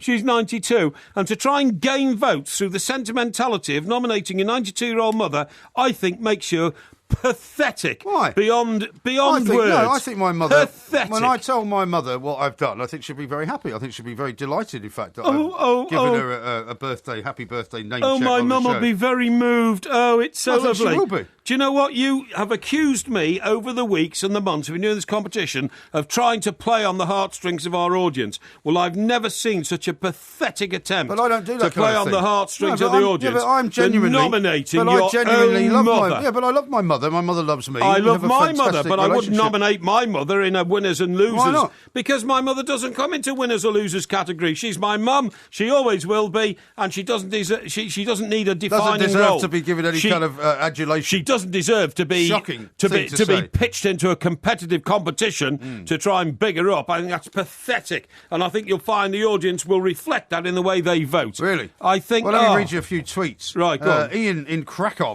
which is where you've got some property, I believe. Yeah, I have, yes. MG's mum trumps Del Alley anytime. He says, vote MG.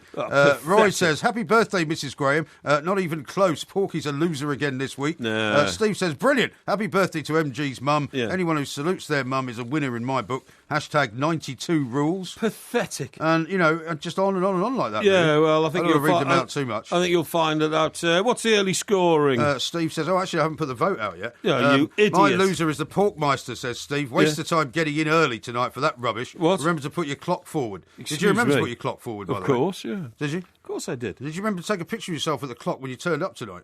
No. Because you said you were in early again, weren't you? Yeah. For your winners and losers. Yeah, I always do, yeah. You better give me 2 seconds while I can send out the voting I actually got up at 2 o'clock to put the clock forward to 3 o'clock. Why doesn't your clock automatically go forward? I thought you had some of them do. Some of them do, but I've got a lot of clocks. How many clocks have you got? About 12. Well, it's like Markheim. Sorry? Have you ever heard of Markheim? No, who's An Markheim? Edgar Allan Poe story. No. About this guy who just has so many clocks that he goes mad. Oh, really? Why? Yeah. Why does he go mad? Well, because the clocks are always going off. What do you mean? Like ring, ring and... Well, just, they're always chiming and ticking. And if you have do they tick your clocks? No, they're all silent clocks. And silent? You have 12 silent clocks? Yes, I do. Why? Yeah. Because I like to know what time it is, and everywhere I look in my house, I want to be able to look at a clock. I see. And some of them are regulated by a radio signal. No, you've also got a watch. Yeah, I've got loads of watches. Radio signal? Yeah. What sort of clocks are you talking about? Haven't you got a clock that's regulated by a radio signal from Meriden? No. No, mine is. Why? Well, because why would I have a clock that's I've got a clock that's run by battery. No. I've got a clock on my phone. I've got a clock on my iPad. Yeah. I mean, why would I need a clock that's run by some radio signal? Do you know what's absolutely brilliant? In the last car I had, which was a Jaguar, I couldn't work out how to make the time go forward or backwards. But it should change automatically. Well, this is what I thought, and it didn't. You had to do it manually. However, in my top-of-the-range Merc, the clock automatically changed itself. Yeah, it did in my Merc as well. Yeah, is that right? Yeah. Well, your Merc's quite an old wreck. No, I'm not talking about that one. I'm talking about when I had a new one. Oh, I see. Yeah, okay, yeah. So anyway, what I'm saying is, right... You can now vote, by the way, the two mics. Yeah, vote, please. Pinned tweet is now vote for me or vote for Mr. Vote Parry. Vote Porky. Please don't be taken in by the sentimental slush. I'm shocked that sentimental slush I'm that really shocked. MG has tried in the winners and losers. A most, honestly, devilish and pathetic tactic. Yeah. Don't allow him to win. Unfortunately, a lot of people have disagreed with many of your suggestions, actually, which we'll get into. I'm amazed that you would actually think that I would be so cynical as to use my own mother cynical? just to win a competition which I'm already leading by 3 anyway. No, 7.5 to 4.5. No. I mean, I really don't need to be as cynical as you would be. And please do not judge me by your rather tawdry standards. I think you'll find yourself getting a bit of a cold shower on this one, pal, Really? because it's utterly pathetic. Well, honestly. I mean, obviously, as you know... I'll tell you how revolted I am by you trying to use your mother to gain popularity in a competition between you and I. I just wanted to wish my mother a happy 92nd birthday. Well, you can wish her a happy 92nd birthday without having to... I think it's quite an achievement. And even if I don't win, which is not the reason I did it, I'll be more than happy to be able to make a little recording of it and give it to her. And she'll be very happy to hear it on her birthday. Without having to exploit your mother for those sort of purposes. I haven't exploited her. Now, do you remember... you bought her a present, by the way, since you say you're so fond of her. Well, where am I going to send it to? She lives in Connecticut because you banished her. You love your mother so much. I would suggest you send it to Connecticut. You love her. You love your mother. I would suggest you send it to Connecticut. You love your mother so much that you haven't got time to even look after her in this country, so you banished her to Connecticut. No, she decided she wanted to move to Connecticut. Made the responsibility of other members of your family. She decided to move to Connecticut because I wasn't living in London anymore. I was living in Scotland. And that was why she moved there. And she thought she would see her grandchildren more often. Well, you live in the southeast now. I do. And you've got 2 of her grandchildren, but you still banished her. I fly her here whenever she feels like coming. Now, and I go there whenever I feel like going. Do you remember Mike Malloy? I do indeed. Mike Malloy. He was former editor of The Mirror. Former editor of The Mirror, yeah. He's written his autobiography. Uh-huh. It's called The Happy Hack. I'm not surprised. I think I've read about this. Is it just another John Blake scenario, isn't it? Yeah, it is, yeah. It's a John Blake story. Published by John Blake. Yeah, it's amazing, really. He used to be a cartoonist. He's a very affable character, actually. Oh, very affable. He used to wear a bow tie, didn't he? Yeah, he did, yeah. Philip Finn style. Yes. And a dapper little moustache. Yes. And all that. He was a very jolly guy. Very jolly, very civilised. One of the good guys, you'd say. Great drinking partner. I used to go to a bar, actually, which was a club. It was kind of a show-busy club. Which one? Just off Shaftesbury Avenue. Round the back of by the where the French House is in that yes, street I do, there. Yeah. There was a doorway. There was a brass plaque. Yeah, it's not the Wellington, is it? Something like that. No, it's nothing like that. Yeah, I've been in there. It just looks like an ordinary bar, but you go downstairs. That's and right. It's full of actors and journos and stuff like that. Yeah. I used to be in there a lot. Yeah, that's right. Yeah. Anyway, I'll tell you all about him in a minute. What are you going to tell me? Lunches were long affairs. Yes. Malloy describes going out for a drink with a notorious alcoholic and columnist Geoffrey Bernard. One lunchtime. Mike Parry for a minute. No. When they drank astonishing amounts of whiskey, toured Soho clubs, met Francis Bacon and Lucian Freud, and returned to work for breakfast the next day. Yes. Well, that's fairly typical in Fleet Street in those days. Yeah, absolutely right. How about this one from Becky? Terrible from Porky, masterful from MG. If only Porky could think outside the box when it comes to winners and losers. I don't think so. Oh, dear. This is TalkSport.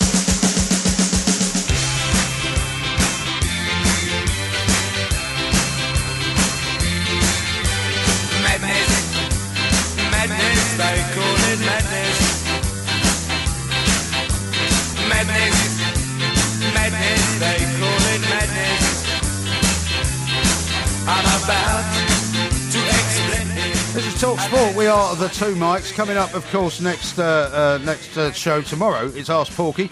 So get your tweets in, get your Facebook questions in as well. By the way, a lot of people have started getting very excited about that playlist on Spotify, which is all the songs many of the songs anyway that we tend to use on this show. Excellent. Some more tweets to read out to you. A lot of people are saying with this collection of 12 clocks of yours. Yes. There's a lot of people saying, "Have you seen the time, Porky?" Because obviously, you would have only you would have 12 clocks in one place. Well, why not? Ian says this, my heart melted at Mike Graham nominating his mum. What a kind thing to do. He's definitely the winner for me. Hashtag evil Porky. And Hackman says, don't stand for that, MG. Get Porky to take the night off and get your mum on the show, and she would talk more sense. No, I mean, Hashtag look, Plank. your mum's a lovely person, and she's got to a great old age, 92 and all that, but I mean, to use your mum sentimentally to try and win a competition that we have each week is pathetic beyond pathetic. It's the lowest of the low. It's her birthday. Using your old mum like that, it's terrible. She's 92. It's absolutely shocking. It's shocking. She's 92, so therefore, it's her birthday. And Pulling on people's heartstrings like that? Absolutely not. Would you like to know what the latest result is? Yes, 106 votes have been cast. Yes. It is 57 to 43. In my favour? No. No. In my favour. Well, that'll soon change. That'll soon change. 57 I'm not even looking at that. I'm just going to urge you, despite how much and how competitive you like to be, not to do your usual pathetic sort of, 15 different tweets. Please vote for me. Yeah, Please vote for me. I don't say Please that. vote, Porky. I'd just like Please you vote to think and analyse the winners and losers there, because mine were proper winners and losers. I didn't nominate my mum to try and gain advantage in a competition. Well, it's not her 92nd birthday. That is pathetic. Hiding behind your mother's apron like that. I just can't believe it. She doesn't wear an apron. I can't believe you've done that. Well, I'm very proud of my mother, and I wish you'd stop slagging her off. On getting back to old Mike Malloy, Yes, right? go on. What it says here is, when he first took over at the Mirror, he inherited a motoring columnist who was banned from driving for drunkenness, right. a slimming editor who was 3.5 stone overweight, right. and a travel editor who'd been banned from British Airways for lewd behaviour on board a plane. I think I read a piece about this book because I remember all of those. And also there was one guy he writes about whose name I can't remember, who apparently was some kind of showbiz columnist or showbiz writer who prided himself on the fact that he hadn't written a story for 10 years. That's right, yeah. And just never used to come into work once a week on a Monday to do his expenses. That's right. And he never actually wrote anything. No, it's true. Astonishing. But we had that, we definitely had that with the Express. One time, when there was a review of staff and all that, we found a correspondent who was the East Midlands correspondent.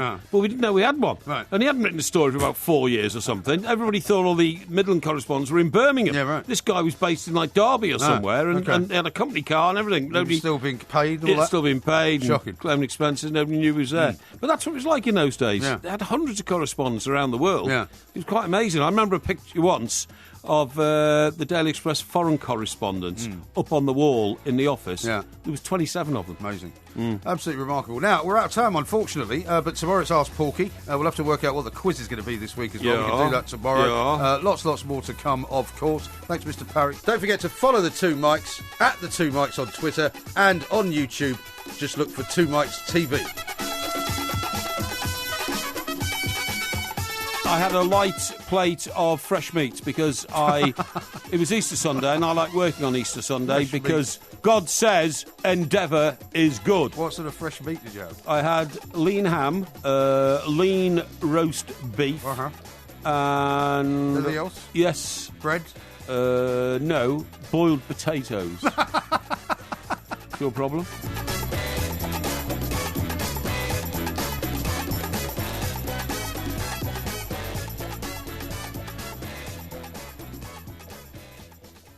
I'm irrelevant.